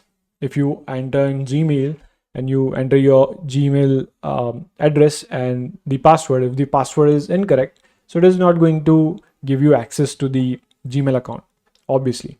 Okay. So this is how conditions work. Based on certain conditions, we can execute a particular code, and if the condition is wrong, the other code will execute. Okay. So we can give different chunks of code based on what conditions you are giving. Okay. So in the similar way, let's start with a simple example. Okay. We'll starting with if. Let's say I took a variable that is a is equals to 10. Okay. Now, what this a is equals to 10 is, it's a variable we already studied in our lesson 2. Okay. Now, if I want to give a condition here, I can use if. So if is a keyword, okay, in Python. So there are different keywords. So we already heard of these keywords in operators also. Okay, like or, and, if, else, and not. Okay, in operator we worked on and, or, not. Okay, so these are keywords in Python. These are simple keywords with which have its own meaning. Okay, in similar way, if is a statement. Okay, or also a keyword. Now we are going to give a condition here. Okay, what this condition means? Condition is condition will look like anything. Okay, we are coming to that, but how we are going to write a if statement? We are going to give a condition and there will be a column. Okay, when you press enter, you can see that there is a four space indentation available. Okay, so let me write something here. So I'm going to give a condition like a is greater than 5. Okay, we are using relational operator here. We already know that if we use relational operator, they are going to give you a certain output in true and false format, or true and false logical operator format. Okay, so the value of a is 10. 10 is greater than 5. Correct? Is this condition is correct? That means it is giving you true. Okay, either this condition will give you true or false. Okay, in both the cases something will happen. Okay, after this condition, if I press enter, you can see it is giving me indentation here. Okay, we call this indentation. Okay, it is similar to what? It is similar to this. So let me give you another example. If we were working on C programming, okay, in C programming, if you want to write a particular if statement, we are going to give a condition here, and there will be these curly brackets. Okay, there is an opening end of the curly bracket and there is a closing end of the curly bracket. Okay, so this is your opening bracket, this is your closing bracket. You can see that. Okay, whatever you want to write here, you can write your code here. Okay, So this is how if statement work in C language. Okay, and any other language, you can go for C++ or Java. You will see these kind of syntax they are using. Okay, but in Python there's a little different. There's a little difference. Okay, the difference is you are not going to use curly brackets. What you are going to use? You are going to use indentation. Indentation look like this. Okay, internally you can imagine a bracket here, but there's no need. In Python, syntax is a little bit different. Okay, all I'm doing is I'm going to print something here. Okay, so I'm going to print, let's say, him. Okay, that's it. Got it? You can look at this, how it works. The value of a is 10. 10 is greater than 0, condition true. If the condition is true, it is going to execute the code written inside it. How the interpreter will know that the code written inside it is this particular part is inside this if statement? As I said, the indentation. Okay, you can imagine a curly bracket here. Okay, but based on this indentation, it is going to work. Okay, so let us practice a little bit about indentation. Okay, so as we move forward with different if and else statement, you will get a better idea of what exactly indentation is. Okay, it is similar to giving brackets. Okay, so if I run this code, you can see the condition is true and it will execute the code written inside it. That means it will print him. Okay, got it? The condition is true in this case. Got it? Let me move to another question. So if I write, let's say a is equals to 10, and if I want to give a condition here, let's say a is greater than 15. Okay, and if I want to print something, let's say I'm printing him. Okay, got it? Now in this case, what is happening? The value of a is 10. 10 is greater than 15. Is this statement true or false? This statement is false. If the statement is false, it is not going to execute the code written inside it. Okay, but if there is a code written outside this if statement, that means this here, then it will execute. Okay, the code after it will execute. Okay, but the code written inside it will not if the condition is false. You can think of this as if the pin of your ATM is wrong or not equals to whatever the pin stored in the database, it is not going to execute the code or ultimately not going to allow you to withdraw any money. Okay, so this is how login authentication work. Okay, so if you run this, you will see there is no output in this. Okay, if you run this, I executed it, there is no output. Okay, why? Because this code will not execute because of the condition, and condition here is false. Okay, let's take one more example here. Okay, let's say a is equals to 10. Okay, if a is equals to 10, then only print him. Okay, got it? Let me run this. It will give me him as the value of a is 10. Okay, so you can use different relational operators here to check the condition. In conditionals generally give you either true or false. Okay, if the condition is true, it will execute the code written inside it. If the condition is false, it is going to not going to execute the code inside it. That's it. This is what conditional statement ultimately is. Another thing is there will be multiple conditions in any case. Okay, either let's say in again ATM machine, you will find a lot of different options to select. Either you can change the pin, either you can withdraw, either you can check the balance, and you can go for mini statement and so many other things in an ATM. Okay, there are multiple conditions based on the user input. It is going to execute that code. Okay, so in a similar way, you need something else along with if, so that you can go for multiple conditions. Okay, so let's say you have else. Okay, you have else here. Now how this else will work? So if I want to give another condition, or if I want to give a code which will work if the condition in if statement was false. So let's take an example. If, let me take a is equals to 10. if a is greater than 5, you should print the value of, you should print Indore. Okay. Else you should print, Goa. Just a second. Okay. So in this case, what is happening? Else statement is similar. In this else statement, you generally don't give any condition. This else statement is part of if, you can say that. Okay. After completing if, you can start writing else code. Okay. Got it? So what is happening here? Let's say a is equals to 10. A is greater than 5. This condition is true. 10 is greater than 5. Condition is true. If this statement is true, it is going to execute the code written inside it. That means it will print Indore. Okay. So, but the else code will not execute. Okay. In both the cases, okay, if you have if as well as else, only one block will execute. Okay. A block of code will execute. If this particular condition is true, so this code will execute. Okay. If this condition is false, it will jump to else statement and execute the code written inside it. So let me run this. So you will get Indore in this case. Okay. Let me take,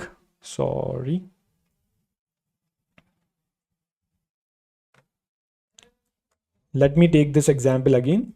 And this time what I'm doing is this. Okay. So the value of a is 10. 10 is greater than 15. This condition is false. Okay. If this condition is false, it will jump to else statement. Okay. As we know that if the condition is false, it will not execute the code written inside it. Okay. So if the condition false, it will jump to else statement and execute the code written inside it. That means Goa. So in this case, Goa will be printed. Got it? Okay. You can think of the same example I took, that is the ATM part. Okay. So if the ATM pin is matched, it will execute the code. That means withdraw the money. If the ATM pin is false, okay, so it is jump to the else statement and give you a message that the ATM pin is wrong. Okay. Something like that. Got it? So this is how if and else work. Okay. Now, one more thing you have to keep in mind. That means we used if statement here. Okay. So it will execute without any else. Okay. That was the case. But if I want to use else statement here, only else, and if I write something like print hi, okay, will that part execute? No, it will not execute because it doesn't make any sense if you don't give any condition. Okay, there is no condition in else statement. Remember that. Okay, so if I run this, it will give me an error. Okay, so it's an invalid syntax error. Okay, got it? So there cannot be only else. You can use only if you want, like this. And if you want to use else, you should use it along with if, but you cannot use it alone. Okay, so that's how else work. Okay, and you can already judge this because there is no, this particular statement doesn't make any sense. Okay, you're just writing else without any condition. There is no condition and you're executing the code. Okay, so that's a invalid syntax. Okay, now let's move forward. We have else if. Okay, so the question is, okay, we give a condition. If the condition is false, it will jump and execute else. But the thing is, there can be multiple conditions. As I told you that if you go to an ATM, there can be pin generation, there can be check balance, there can be withdraw, and so on, so many other options. Okay, so user may choose any of them. Okay, user can choose any of them. So how we are going to use that? So for multiple conditions, you have the option of else if. Okay, so how it works? It works like this. So let's say I'm using the same condition here. Okay, let me remove this part. Okay, so a is equals to 10 and this is the condition. I want to give multiple conditions. Let's say, okay, for else if, there's the keyword is elif. Okay, elif is the keyword. But in this case, you have to give a condition. Okay, the condition is, let's say if a is equals to 10.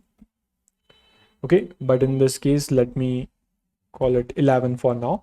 Okay, and I'm going to use Goa in this case. Okay, got it? And I'm using another condition, which is going to print something like buy. Okay, got it? So let's run this in our mind first. So let's say a is equals to 10, condition is true. Sorry, the value of a is 10. A is greater than 5. The value of a is 10. 10 is greater than 5. The condition is true in this case. If the condition is true, it will execute the code. That means it will print Indore. But the question is whether it is going to check these conditions or not. So answer is no. Okay, any one of the block will execute. In a similar way, if you select the option for mini statement in an ATM or want to withdraw your money, or in all those conditions, only one will execute. One code will execute. Either you can withdraw money, either you can change pin, either you can do whatever option they are available. Okay, so that's the whole point here, that any one of the code will execute, not all of them. Okay, so let's say this condition is true, so it will print Indore. Got it? Okay, so this is how else if work. Let me take some more examples of else if. So let's say the condition is true in this case. Okay, if I make this true as well. Okay, so in else if, what is happening?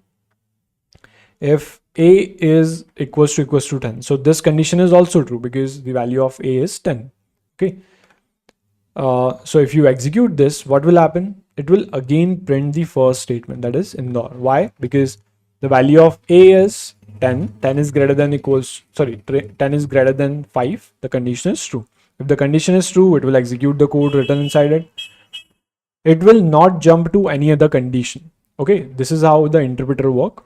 Okay, so it is going to check the condition. If it is true, it will execute the code. It is not going to check it because only one code will execute in all of these three. Okay, so that's the case here. So if you run this, so if the interpreter get first condition or any of the condition as true, it will execute the code and jump out of the statements. Okay, got it? So when you run this, it will again give you Indore. Okay, but let me change one thing. If I change the value to 15, and if I change the value here as 10, okay, got it? The value of a is 10. 10 is greater than 15. This statement is false. That means this particular code will not execute. Okay, the code written inside if will not execute. It will jump to the second condition. It will check the condition again. The value of a is 10. 10 is equals to 10. Condition is true in this case. If it is true, it will execute the code written inside it. That means Goa. Okay, it will execute else or not? No, it is not going to execute else because either one of them will execute. Okay, so when you run this, you will see Goa here. Got it? Okay, that means this particular code executed correctly. Okay, got it? So this is how else if work. Let me give you another example. So let's say I'm using this statement again.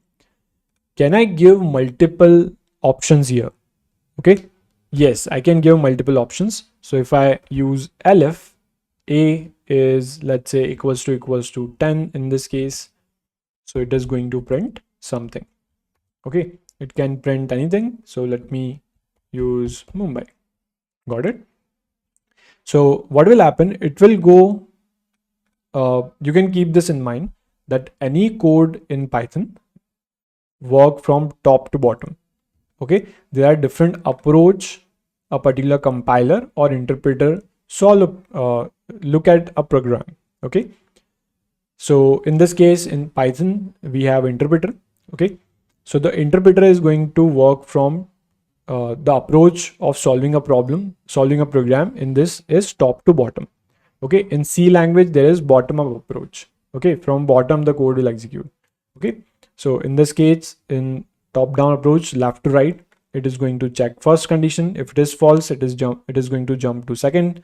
If it is false, it is going to jump to third, and so on. Okay. So let me run this particular part. The value of A is 10. Let me change this. This condition will be false. 10 is not greater than 15. Okay, it will jump to the next condition. 10 is equals to 11, false. It will jump to the next condition. 10 is equals to 10. Condition is true. It is going to print Mumbai. Okay, got it. So this is how it works. Let me take one last example in this, which is I'm giving 101, not 101, let's say 2.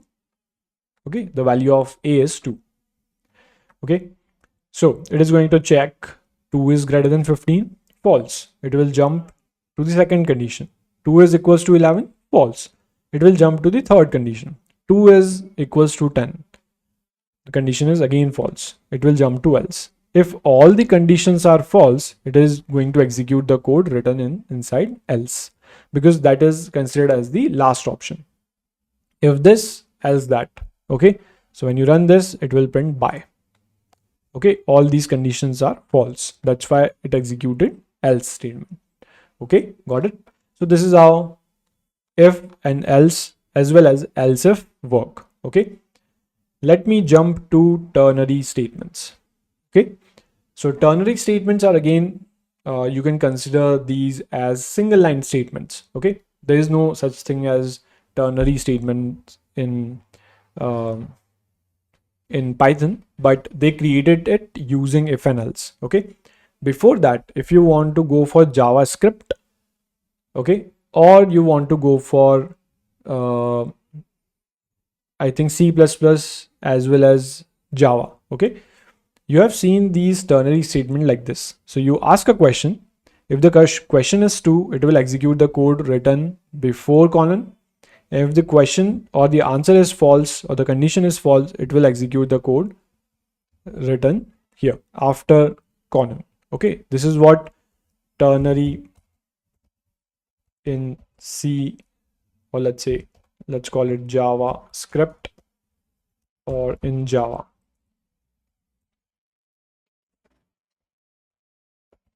Okay, got it. So this is how it works.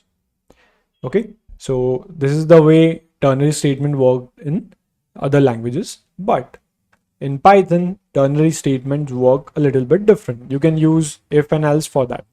Okay, let's say the value of A is 10.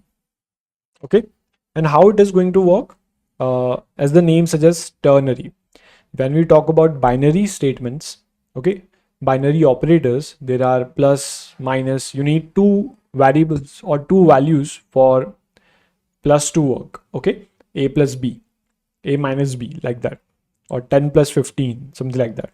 Okay, but in ternary, you need three sections. You will have three sections in it. Okay, and unary, there's no unary in Python, like plus plus incremental operator, minus minus decremental operator in C and other languages. But in Python, you can directly use plus equals to, or directly add 1 to it. Okay, so A is equals to 10. This is my condition. I'm using a ternary statement here to execute a particular line of code. So let's say I'm going to use 45. If A is greater than 10 or A is greater than 5, okay, else 100. Okay, think about it. Think about this statement. Okay, there are three sections, 1, 2, and 3. Okay, now what this statement is, what the meaning of this statement? The value of value of A is 10. Okay, 45. If the condition is this, assign 45 to B. Okay, and if this condition is false, assign 100 to B. Okay, what this means? Okay, if the condition is true, 45 will be assigned to B. If the condition is false, else part will execute. That means 100 will be assigned to B. Okay, so if I run this, in this case, 10 is greater than 5 because of the value of A. So 10 is greater than 5. That means it is condition is true. If the condition is true, 45 will be assigned to it. Okay, so when you run this, you can see 45. Got it? Let me take another example similar to this. Okay, let's say here the value is 15. Okay, so the value of 10 is, sorry, the value of A is 10.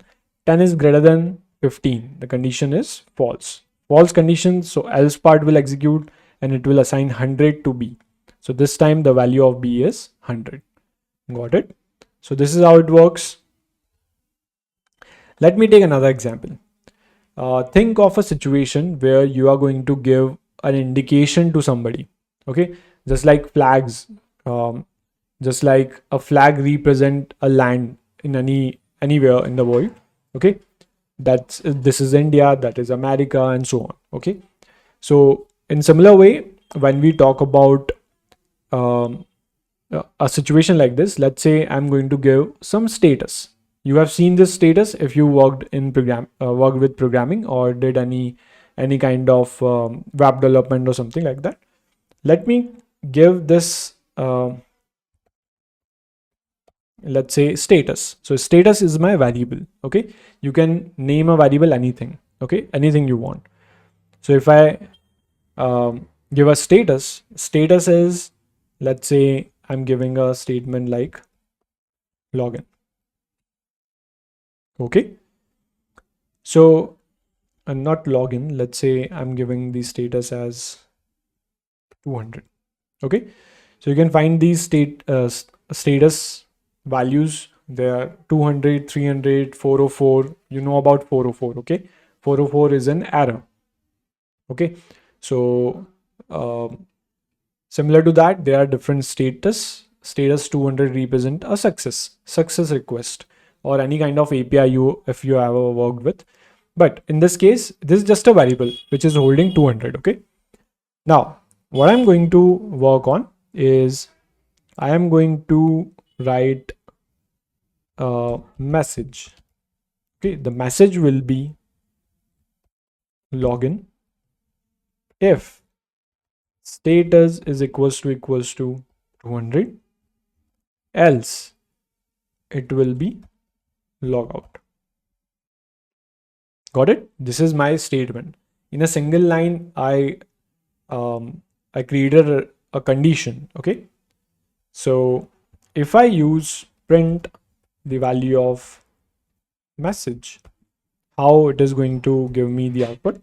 So the value or the status value is 200. So it is going to check if status 200, login will be assigned to message. And if the status is not 200, it is going to assign logout. Okay, so when you run this, it is giving me login. Okay, got it? Because status value is 200.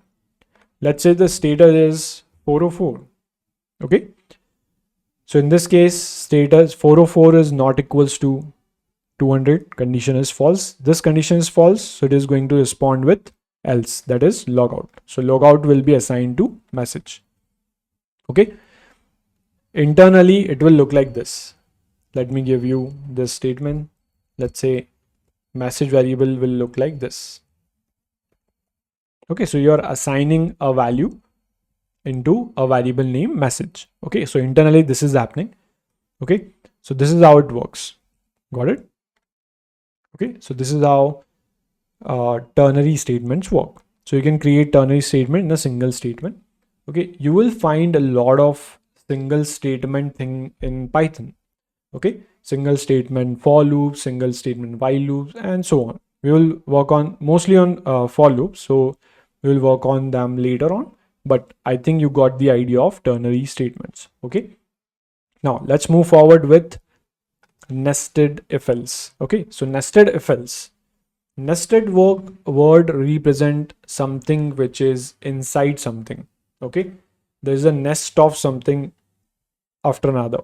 Okay, so what this means that inside any if statement there can be any number of if and else statement. Okay, why is that? Because it's a code. So if there is a if statement, there can be code inside it. Okay, and if there is a code inside it, it can be anything. It can be again if statement or else statement and so on. Okay, so what I'm going to do, I'm going to use a single problem. Okay, let me first explain to you what nested is. So let's say I'm starting with a is equals to 10, if a is greater than 5, print 1. Okay, you can directly print 1 like this. Okay, you don't need to use double quotes for this particular case. Okay, if you're not printing a lot of things together. Okay, so inside this, okay, I'm using again a if statement. Okay, again using if statement look like this. If the value is greater than 8, let's say, it is going to print the value as 2, and that's it. What I'm doing is I'm using print statement again. Okay, I'm using print statement again. Okay, so in this print statement I'm printing 3. Okay, you can think of the flow of it. Okay, as I told you that there is a indentation going on. Okay, these indentation represent the bracket of a particular if statement. Okay, so all of these code is part of this if statement.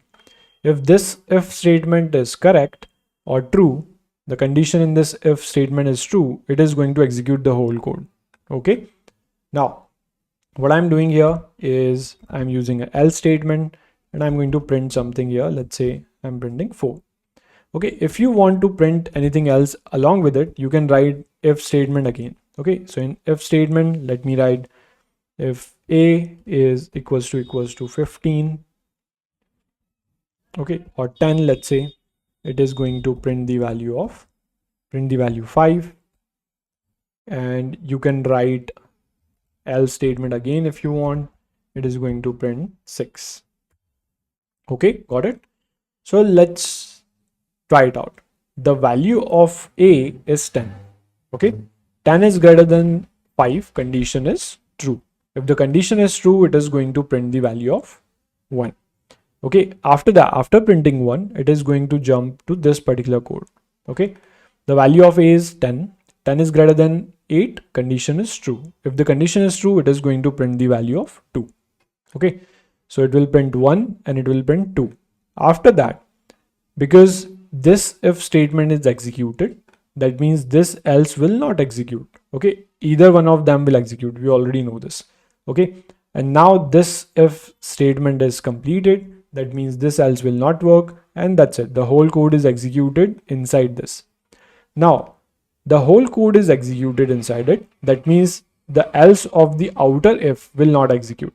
Okay, either one of execute, we know this. Okay, either this code will execute or this code will execute, but the condition is true. That's why this code will already executed. That means 1 and 2 is here. Got it? Okay, so this is how it works. So if you run this, 1 and 2 will be printed here. Okay, so now I am going to do one thing here. That is, I'm going to give you multiple examples for the same. So let's say if I pass 15, okay, 15 is greater than 5, condition is true. Okay, 15 is greater than 5, condition is true. So let me change one thing here. Okay, I'm just doing this particular part so that other parts will execute. So in this case, what is happening? 15 is greater than 5, condition is true. So it will print 1. Okay, it will check 15 is less than 8. This condition is false. So it will jump to else statement and print 3. Okay, and if statement code is executed, so it will not jump to else. So it will print 1 and 3 this time. Got it? Let me copy this again and use this code again to check how else nested if else again work. You can write any number of nested values inside it. Again, inside if, you can again use if and else. You can again use if and else, because ultimately it's a code. So you can write any kind of code inside it. Okay. Now let me change the value to, let's say 1. Okay. Or let's say 2. Let's take the value as 2. Okay. 2. 2 is greater than 5. Condition is false. That means this code will not execute. It will jump to else and this code will execute. Now it will print 4 first, okay, and we'll check whether 2 is equals to 5. 2 is equals to, 2 is equals to 10. If this condition is true, no, this is not true. 2 is not equals to 10. This condition will false. It will jump to else and will execute this. That means it will print 6. Okay, so it will print 4 and 6. When you run this, you will get 4 and 6. Got it? So this is how it works. You will always find code inside any if statement or inside any else statement. It can be another if statement. Okay, so you any number of if and else you can use here. Okay, so that's what nested loop means. Okay, now the most important thing is questions. Okay, if you can't practice questions, this doesn't matter. Okay, any concept will not matter. Okay, so that's what we want. That's what the whole objective of learning anything is, to apply it. Okay, apply it somewhere. So anything we are going to cover in different topics, you will see that we are going to practice it a lot. Okay, so you can practice it. You can also do one thing. If you want to generate more questions, you can use any tool like ChatGPT, obviously. Okay, so you can use those tools, leverage those tools to build your skills. Okay, so in this case, we are starting with the first question. Okay, so the question is, write a program to enter a number from user and print absolute value. Okay, so the first question is, what exactly absolute value? If you don't know, so it is concept from mathematics. Okay, you already have seen this. Okay, so absolute value will look like this. Okay, what is the absolute value of 2? It will be 2. What is the absolute value of -2? It will be 2. Okay, so absolute value is ultimately nothing but the distance from the origin. So you know about number line. Okay, so this is my origin and these are my numbers. Okay, so you will find -1 here, you will find -2 here, and so on. So similar to that, you will find 1 here. Okay, similar to that, you will find 2 and 3 and so on. This is what number line look like. Okay, you will find -3. Got it? So this is my origin. Okay, if I ask you what is the absolute value of -2, that means I'm talking about this. So how much the distance, what is the distance of -2 from origin? Okay, okay, what is the distance of -2 from origin? 2. Okay, because we generally don't consider distance as negative values. Okay, so that's what absolute value is. So what I'm going to do, what we have to do, we have to take an input from user. We already know input function. Okay, and we have to print the absolute value of it. Okay, what it means this. So let's say I want to take a value from user. So to take a value, I have input function. Okay, I can enter a message here and a number. Okay, got it. But the thing with input is, we already know, if you take input from user, it will always be in a string format. So we have to typecast it or change the type of the data type into another data type. That means a number. And for that we have integers. Okay, and for that we have int function. Okay, so I'm going to use int function in this case. Okay, so whatever the user will input here will be converted into integer, and we are going to assign it into any variable, and for now I'm using a here. Okay, so you got the value from user. Now what you have to do, you have to print the absolute value. Okay, now first thing first, if the value is already positive, you can directly print that. If the condition or the value is negative, you have to make it positive. That's it. This is what the condition is. So how we are going to do that? So let's think of the first condition. If the value is positive, if the value is positive, we are going to print it as it is. That means I'm going to give a condition here. If whatever the user is entering, that is a, if this value is greater than 0. Okay, if this value is greater than 0, that means what? That value is positive. Okay, got it? So what I did, I created a condition here, and condition is looking like this. So all I'm doing is I'm going to print the value of a directly. I don't need to change anything here. Okay, so this is what absolute value look like, the first condition of absolute value. The second condition is if the value is negative. Okay, think about it. If this particular condition is false, okay, if this condition is false, the only case we have is what? The value is negative. We can also do one more thing. If you write a is greater than equals to 0, so for example user entered 0, so output will be 0. Okay, there's no negative in 0. Okay, obviously. So the thing is, if you enter a negative value, then this condition will be false. Okay, if somebody write -1 is greater than 0, false.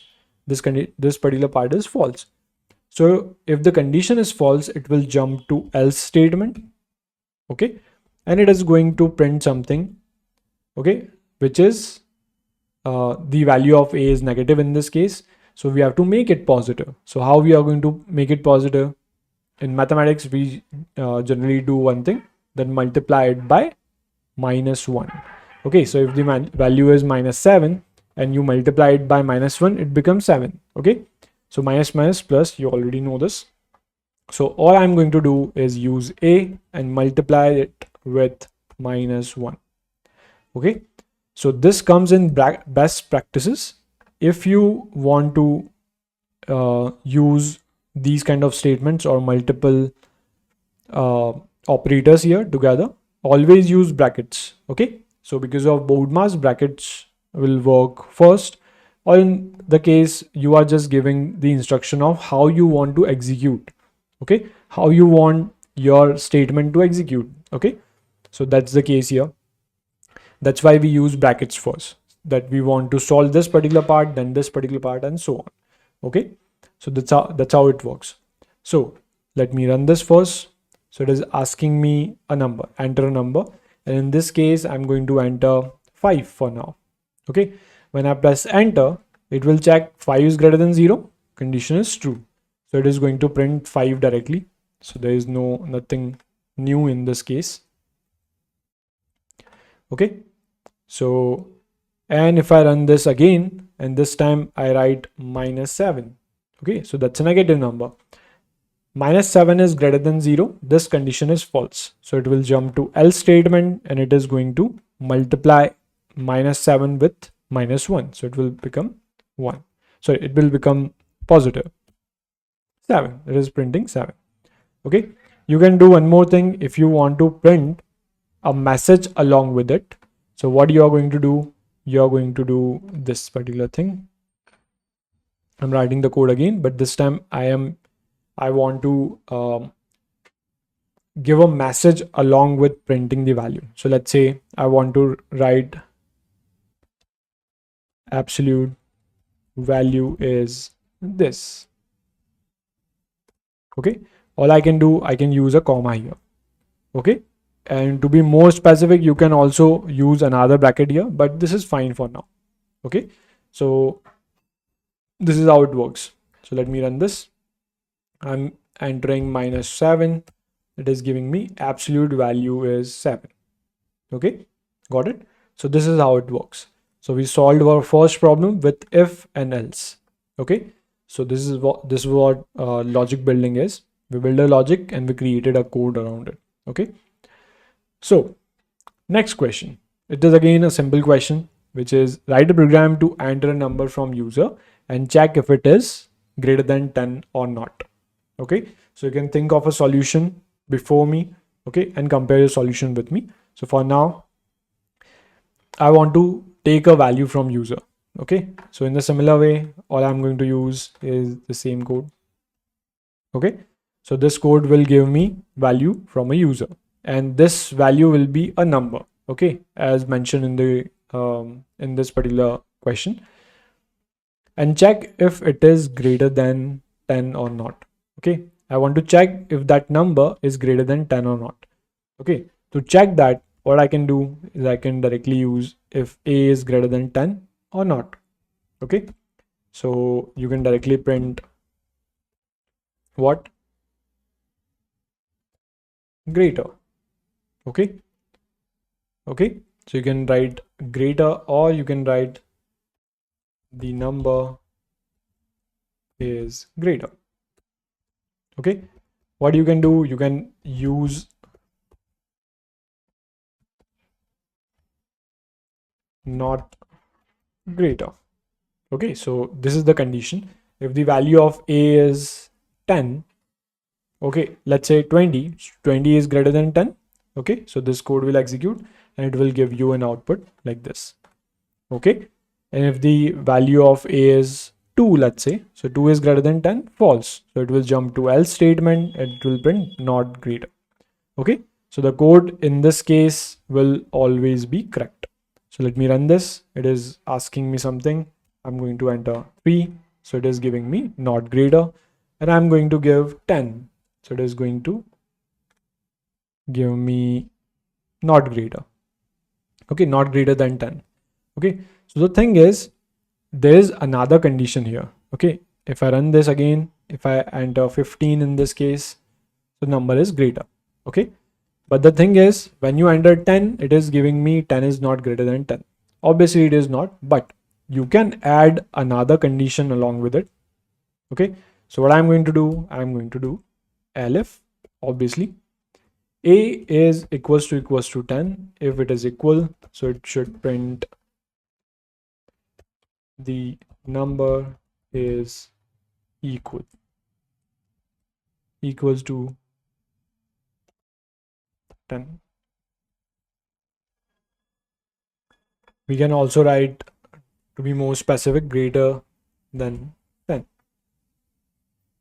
not greater than 10. Okay, so when you run this, let me pass 10 here. So it is giving me the number is equals to 10. Got it? So this is how it works.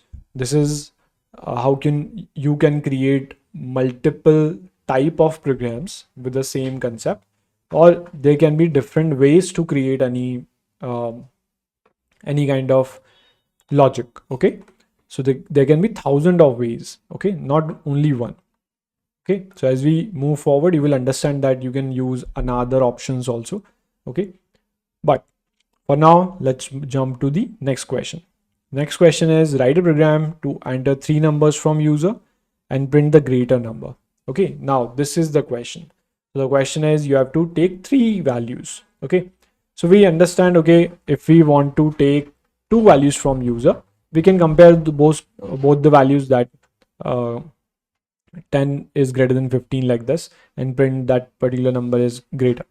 But what if we want to enter 3 values from user? Okay, so in that case, what will happen?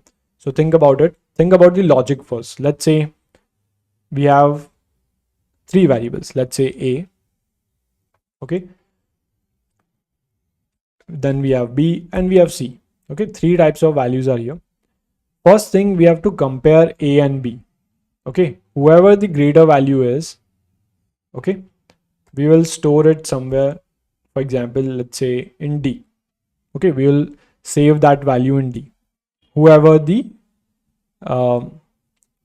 larger value. Okay, so let's say B is the larger, so it will be assigned to D, another variable. And once D is we have the D which is greater than both of them, we are going to compare this with C.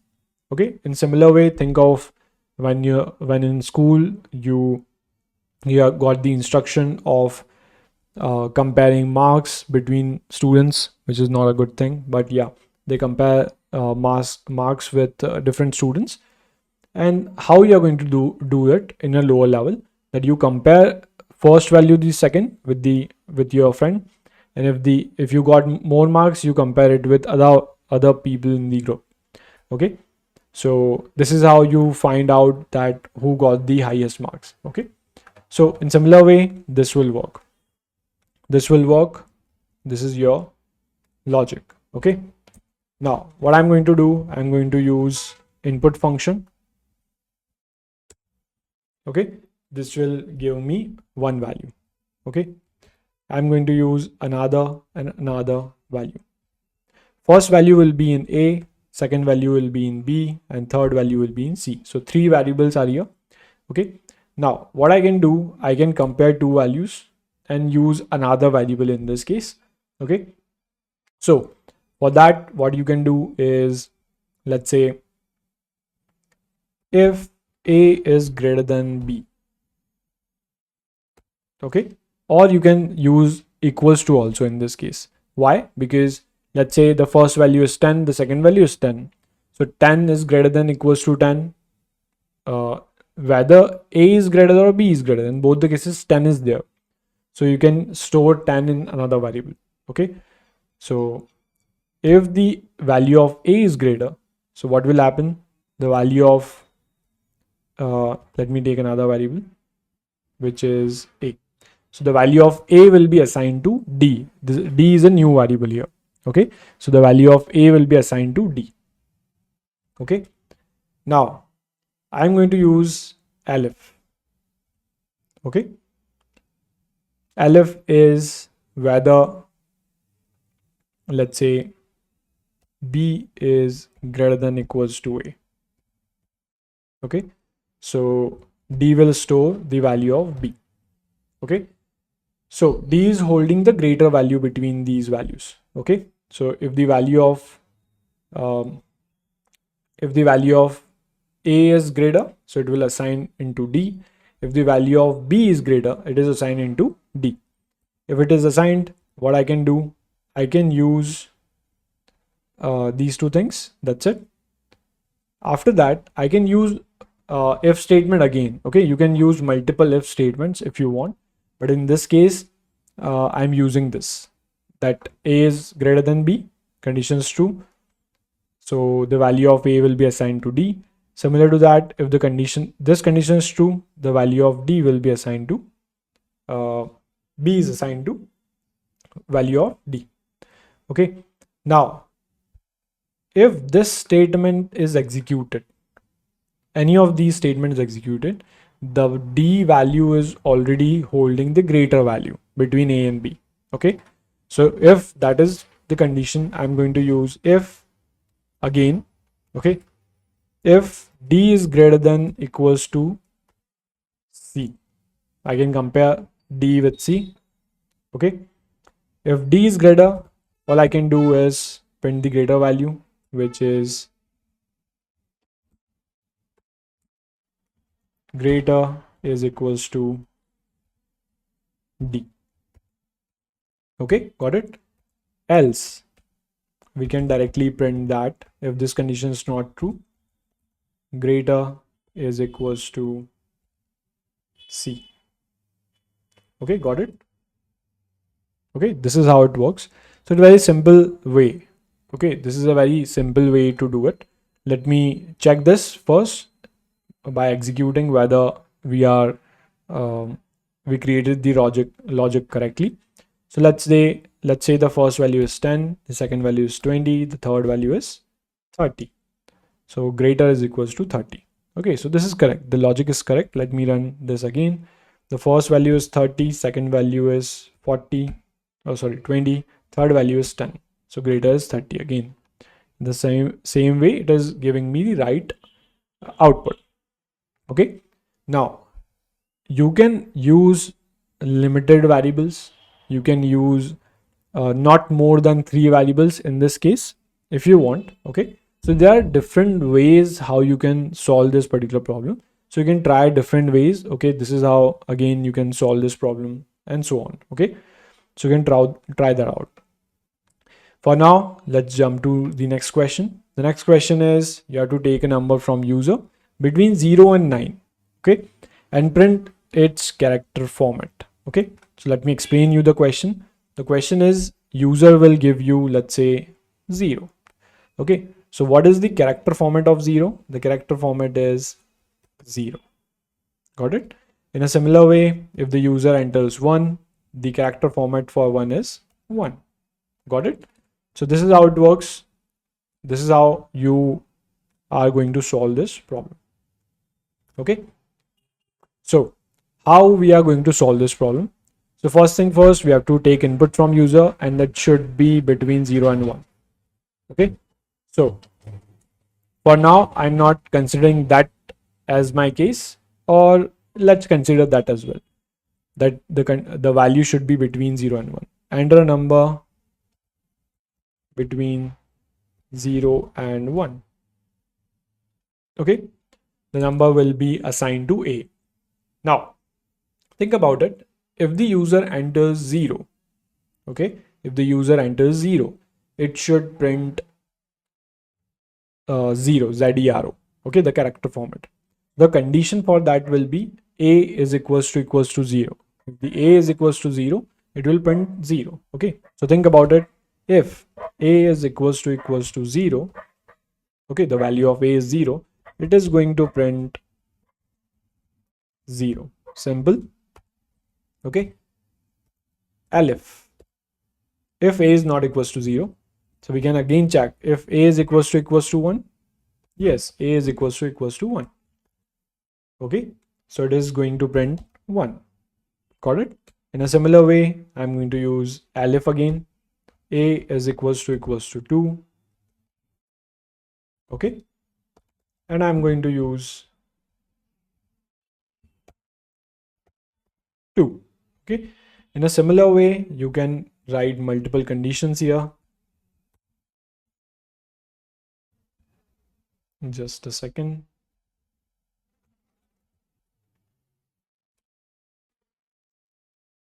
Let me write multiple conditions. Okay, 3, 4, 5, 6, 7, 8. This will be 3. So the value for this will be 3. This will be 4. So value for this will be 4. This will be 5. So value for this will be 5. Okay, this will be 6, 6, 7, 7. This will be 8. So it will be, okay, this will be 8, 8. This will be 9. Okay, and we can give one more condition here, that is the last one, else. If the value is not between 0 and 1, okay, so what we can print here, value should be between 0 and 9. Sorry, 0 and 1. No, not 0 and 1, 0 and 9. Okay, got it? So let's run this.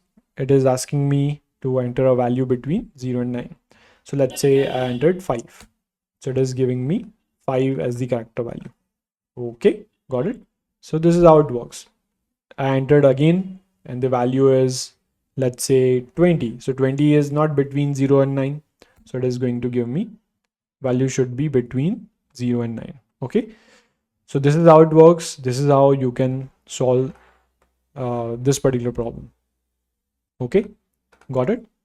Now let's jump to another question. So the question is, you want to write a program to enter a character from user and check if it is a vowel or a consonant. Okay, so you understand that A, E, I, O, U, these are 5 vowels in alphabets. Okay, so you are going to enter a character from user and check if it is a vowel or consonant. Okay, so let's think of it as, let's say I'm going to use ch as the variable name this time, because there will be A, B, C, D. Okay, there will be A as a character. Okay, so I'm using another variable name, so you will not be confused. Okay, so if the user enters, let's say, A, okay, so it is what? Vowel. So vowel will be printed there. If it is anything other than A, I, O, U, these 5 conditions, so it should print consonant. Okay, simple. So what I'm going to do is, if A is equals to, not A is equals to, let me take not this one. Let me take a variable here. I'm going to use input this time I don't want to convert it into a number. Okay, so what I'm going to do, I'm going to write enter a character. Okay, so or enter an alphabet. Okay, whatever you want to do it. Now there are 5 vowels available, so I'm going to give 5 conditions here. Okay, so the condition will be if ch, the variable, is equals to what? A. Now you cannot write a directly like this, okay, because that way this will be considered as a variable. Okay, but this is not a variable. We want to compare it with the actual character. Okay, so what I'm going to do, I'm going to use single quotes. You can also use double quotes. Okay, so for now let's use double quotes. Okay, so if ch is equals to small a, it is going to print vowel. Okay, in a similar way, I'm going to use elif. If the ch value is equals to e, a, e, I, o, u, 5 are the vowels. These are the vowels. So I'm going to use print vowel. Okay, if this is the vowel, it is going to print vowel. Okay, let me copy this, paste this, a, e, I, o, u. These are the 5 values we are going to use. If a, e, I, o, and u. These are the 5 conditions. Okay, if user enter any one of them, it will print vowel. Otherwise, we are going to print what? Consonant. Okay, got it. So let me run this. This time we cannot convert this into an integer, as I told you. Okay, this time I'm going to enter z, let's say. So if I enter z, it is going to give me consonant. Okay, let me run this again. It is going to give me, let's say, e. It is going to give me vowel. Okay, keep this in mind. Keep one thing in mind, which is capital A. If I talk about small a, okay, equals to capital A. Okay, this statement is false. Okay, capital A is different, small a is different. Capital A holds an ASCII code of 65. Small a holds an ASCII code of 97. Okay, both are different. So if you run this, you will see it's a false. Okay, both are not equal.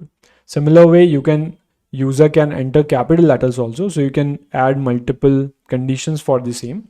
So that's a different thing. You can do it by your own. So you can add 5 more conditions here with capital letters also. Okay, so that's the case. Keep that in mind. Now, one last question. So the question is, you are going to check in this particular logic you have built. Thing is, you are printing the exact code. You are executing the exact code for all these conditions. Okay, so that is again not a good thing to write like this. Okay, programming should make it easy. Okay, the code or the logic you are building should be easy. Okay, so you cannot make it more complex. Okay, so what I'm going to do, the question is similar, but by only using one if and one else. Okay, the condition is you can enter a number from user. Okay, so let me copy the whole code. Okay, to check if it is a vowel or consonant. Okay, but this time you cannot use else if like this. You have only option of using one if and one else. Okay, so pause this video and you can try the code. But the thing is, can we use any other thing, any condition, something like that, which can check all the parts like a, e, I, o, u? All 5 conditions should be checked in that case. Okay, so do we have that? Yes, we have. Okay, what that is? That is logical operators. Okay, using logical operator you can do that. So logical operator is, let's say, ch is equals to a. This is my first condition. Okay, I'm going to check or. I'm going to use OR here. Okay, why? Because OR is something, any one condition is true, it is going to be true. Okay, we already know about truth table about OR. Okay, so any condition in the whole series is true, so it is the output will always be true. Okay, if all the condition is false, then only it is going to print the else part, then only it is going to give false. Okay, that's why I'm using OR. Okay, so character can be anything. If the character is within a, e, i, o, u, so it should be a vowel.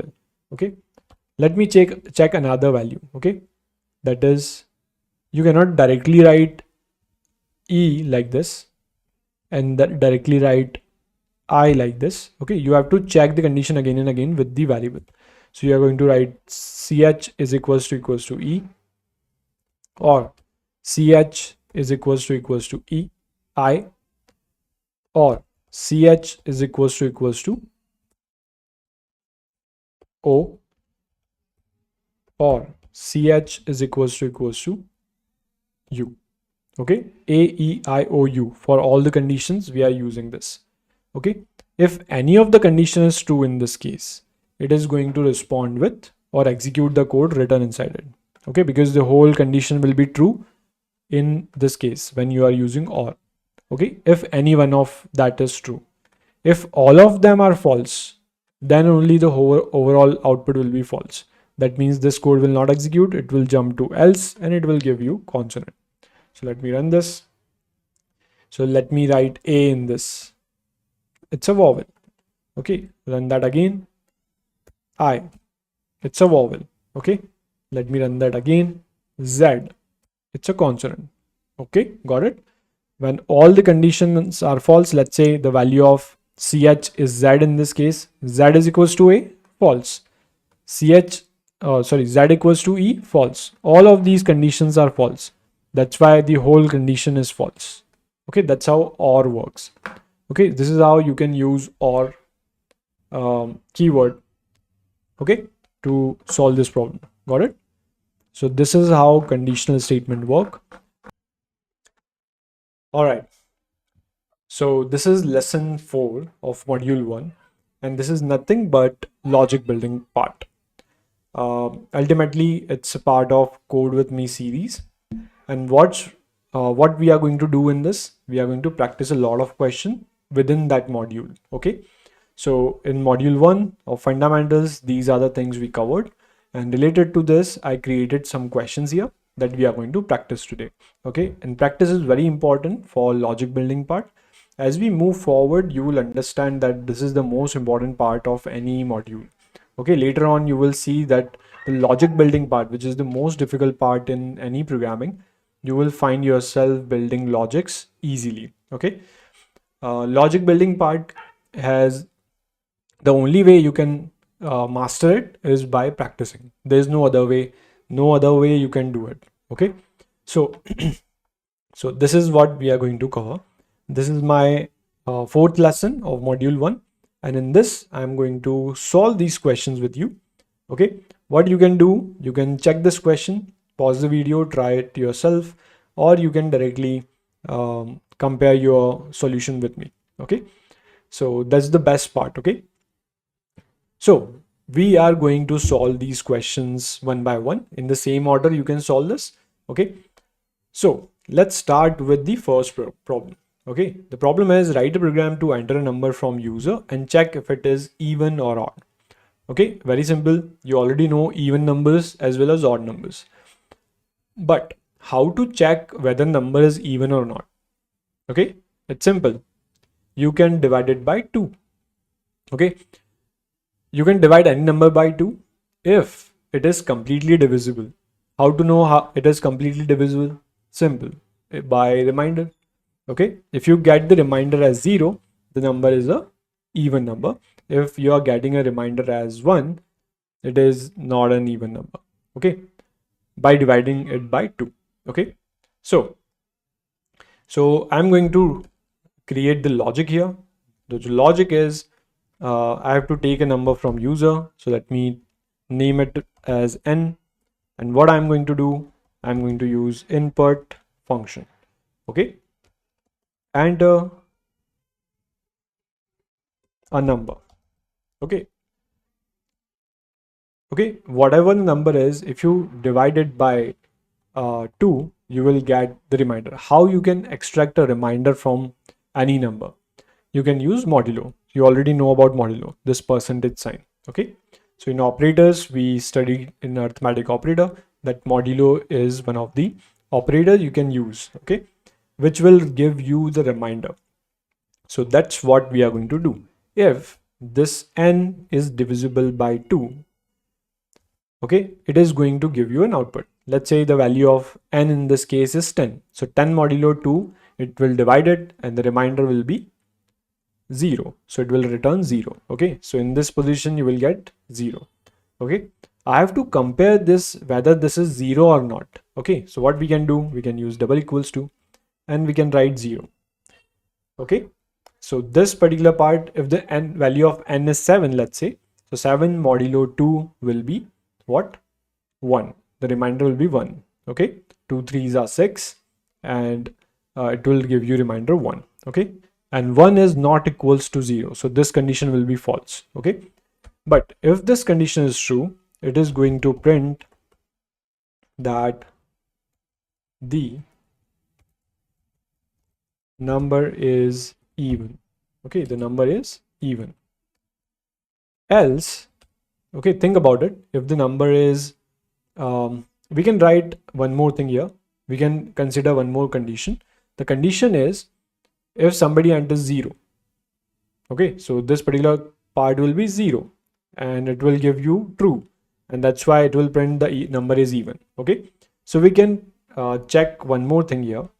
If I consider elif, this particular thing, I can use if the number is equals to, or if the number is less than equals to 0. Okay, so we can write or give a message here that, let's say, um, the number should be uh, greater than 0. Okay, so we can give a message here. If somebody enters -1 or negative values or 0, so this message will be printed.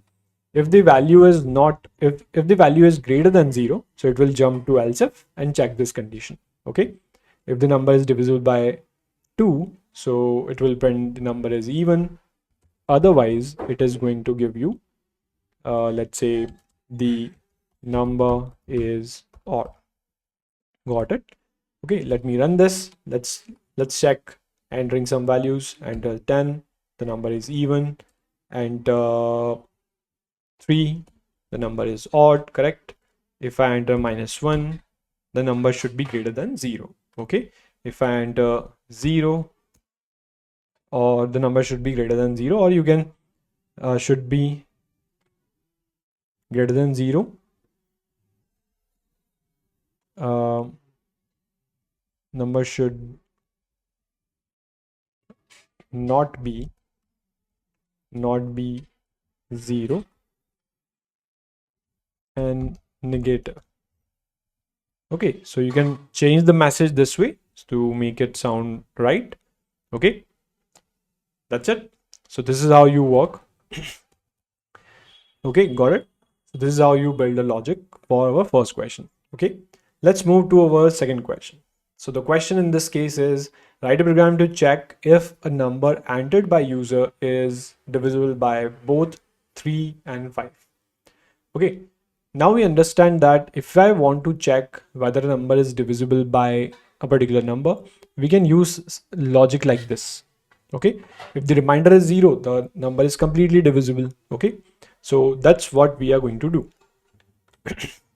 This particular code of getting a number from user is same. Okay, it will be same. Now I have to check whether this number is divisible by 3 and 5 as well. Okay, so if the number is number modulo 3, okay, is equals to 0. Okay, So it is divisible by 3. We can do one thing. We can put a nested here, okay, and write the condition for 5 as well, okay. But we have a better way. We solve this problem again. Similar problem of vowel and consonant. So for all the vowel, we used OR operator, okay. But it should be true for both 3 and 5, okay, not one of them. If you use OR here, this code will always be true, even if only one number, one condition is true here, okay. But we want the number should be divisible by both. So I'm going to use the same condition with 5 also, okay. So in both the condition should be true. And in a and truth table, we know that if both the inputs are true, then only it will consider that as true. Otherwise, any one of them is false, it will not consider that as a true condition, okay. So I'm going to write that the number is divisible by 3 and 5 both. Else, okay, we can write the number is not divisible by 3 and 5. Okay, you can take another condition or make the code in a different way. Okay, there is no right way. Okay, a code can be, you can solve any code in any way possible, any type of logic you can apply to it. As I said, there can be hundreds and thousands of ways you can create a code, okay, similar code, okay. So let me run this. If I enter, let's say 3 is not divisible by 3 and 5, okay, so this statement is not correct. Let me remove this particular part. 3 and 5 not divisible based on our questions condition, okay. So if I write 5 here, the number is not divisible. You can take an extra condition for individually for 3 and 5, okay. So if the number is divisible by 3 but not 5, then you can print that message as well. If I enter 5, number is divisible by 3 and 5. If I enter, let's say 75, it is divisible by 3 and 5. All right, so this is how it works. So the condition we are using here is correct, okay, and the logic we created is correct. Got it? Let's move to another question, that is write a program to enter marks and print the grade based on the following criteria. So the criteria is, if the marks are greater than 90, print grade A. If the marks are greater than 80, print grade B, and so on. Okay, so it's very straightforward. We already understand this, that we have to check a condition. If that is true, we have to print a certain thing, which is similar to converting a number into digit values, okay, or a digital format, you can say, okay. So I'm going to use same thing, okay, that will be my number, or not a number, let's call it n, but let's call it enter your marks, okay. Now what we are going to do is, if this n that user entered or the marks are greater than equals to 90, okay, we are going to print that grade A, okay. elif, if the marks are greater than equals to 80, okay. So think about it. If the number is 91, the first condition will be true and it will not check the second condition, okay, for 80. So that condition will be true, okay. So you don't need to check for individual values, like if the number is greater than 90, the first condition will be true and this code will be executed, and not any other block will execute, okay. So that's the case. We have grade B, we have elif. Let me check it for greater than equals to 70. Was it? which is already mentioned in the grade C. Okay, we have elif n is greater than equals to 60, and if the marks are greater than or less than 60, we will consider that as fail. Grade D, and else we can use, not else, greater than less than 60 are fail. So okay, if the number is less than 60, we can consider that as grade F. Okay, let me run this. If the number is 40, let's say, grade F. If the number is 99, it is grade A. Okay, so you can check for one more condition that somebody enters 500. So 500 is not the case here. So we are considering a series. We are considering a range between 0 and 100. Okay, so in the program it is not mentioned, but we can consider that in our code. Okay, so you can put the whole thing inside a if statement if you want. Okay, so that will be another way of how you solve this problem. Okay, so you can consider all the possibilities any program, but for general purpose, as we are beginners, that we can think of any, if we miss any of the conditions, then that is fine, no issue in that. But as we move forward, we have to be um, more alert in this case, that if we are not missing anything. Okay, just like you create an authentication for your website or any kind of product. So in that case, you cannot miss something in authentication. Okay, so that will be an issue security wise. Okay, so let's move to the next question, which is write a program to enter a number from user and check if it is positive, negative, or zero. So it's a straightforward question again.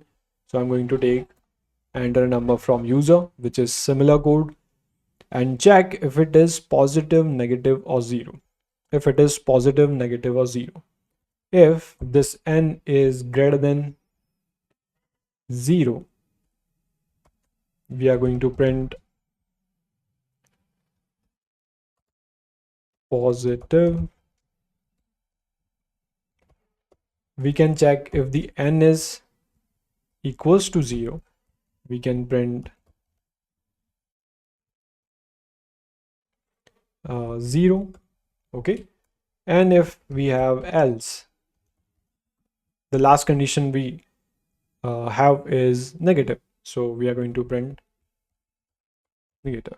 Okay, let me run this. If I pass 10, it is positive. If I pass minus 99, which is negative. Okay, if I pass 0, which is 0. Okay, so you can put any kind of message here, but this is fine for now. I think you understand how to think of any logic. Okay, let me take another question here. Write a program to enter a person's age and check if they are eligible to vote.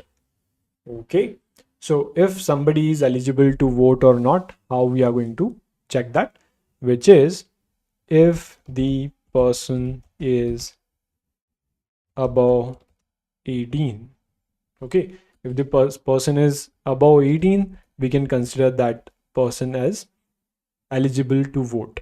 Okay, so that's the case. So how we are going to check that?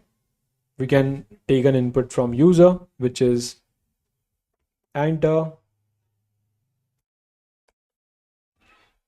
your age. Okay, so the user is going to enter our age. One more thing I'm going to give you here. I think we should focus on that particular part later on, but the thing is to give different names to variables. So as of now, we are learning and we are focusing more on logic building rather than best practices. Okay, so we'll talk about best practices later on, that how to give a name to a variable according to if you're working with a whole team. Okay, so I used n here. If I give this code to you, you will be confused as a developer what n exactly means. Okay, so we generally give name of the variable same as what the variable is doing. So in this case, we generally give we are going to give age as the name of the variable, so that if I send this code to you, you can easily understand what this variable is going to do. But for now, we are learning, so that's why I'm using simpler variables. Okay, later on we will discuss on this. Okay, so enter your age. If that age is greater than equals to 18, I am going to print you are eligible to vote. Okay, else we are going to print that you are not eligible to vote. Okay, simple. Just a second, let me run this. If the person is 33 years old, eligible to vote. Let me run this again. If the person is 18, you are eligible to vote. Okay, the day you turned 18, you will consider as eligible to vote. You are 17, you are going to give from sorry, okay, you are eligible to vote, and then in this case um, that is fine. You are not eligible to vote, okay, if you are 17. Okay, got it. You can check for conditions like negative values, or if somebody entered I am -7, nobody is -7 years old. So how you are going to check that? So you can put that condition here. Okay, because we people generally entered anything they want. Okay, just like for example, if you are ordering something and somebody says that I want to order 3.5 quantities. So there's no such thing as 3.5. If you are ordering a phone, you can either get one phone or two phone or five phone or 10 phones, like in integer values. Nobody can enter values like 7.5 phones. I want 7.5 phones. Okay, so you can think of these conditions as well when you are building any kind of logic. Okay, but for now this is fine.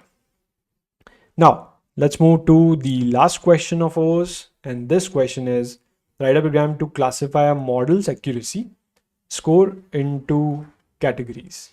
Okay. Now, this question is little bit related to machine learning. Okay. Now, in this case, the model is nothing but you have heard of ChatGPT.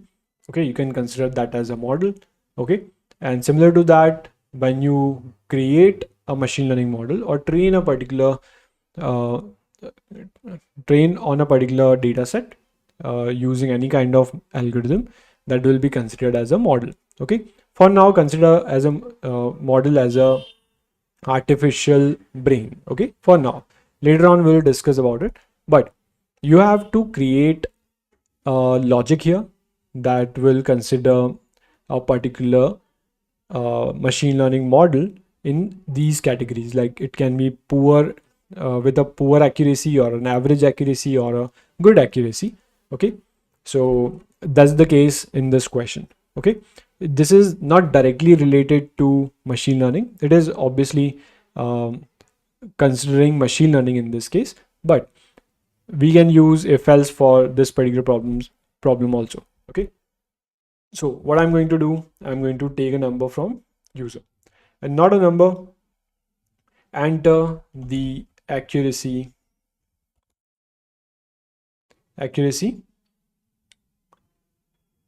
of your model. Okay, so we are going to take the accuracy from the user, and we are going to put these values into different categories. So let's say somebody entered if this n is greater than 75. Okay, or equals to 75. Okay, so I'm going to consider that as the good accuracy. Okay, elif, I'm going to check if this is greater than equals to what? Uh, Greater than equals to 50 and less than equals to 75. So we have two conditions here. Okay, there's a range between 50 and 70. Okay, so to go from 50 to 70, what we can do, we can put one more condition in the upper end, that is if n is greater than, okay, less than equals to 75. Okay, but the issue is it is not going to work. We have to put something in between. It can be and an or. Okay, so the number can be 81. In that case, this condition will be true, but this condition will be false. Okay, but we want the number between those range, so both the conditions should be true, so we have to use and here. Okay, if we want both the conditions should be true. If we want any one of them is true, we can use or. Okay, and how and works, if both are true, it is going to give true. If one is false, it is going to give false. Okay, so that's what we are going to do in this case. Now, if it's a good accuracy, what will be the average accuracy? Average accuracy. Okay, got it. I'm going to use here and I'm going to print poor accuracy. Okay, so I think we considered all the conditions given in this. If that is below average, so this condition will be false. Yes, so it is going to give you correct output. Let me think and enter something. For example, 100, good accuracy. Okay, if I run this again and put 30%, poor accuracy, correct. If I put 81, good accuracy, correct. If I put let's say 68, average accuracy. Okay, so it is considering all these conditions and giving you an output. All right, got it. So I think you got the idea how to solve this particular problem. Okay, so these are certain cases. These are some problems that we covered in Code With Me series, and there will be a lot of these kind of series. Okay,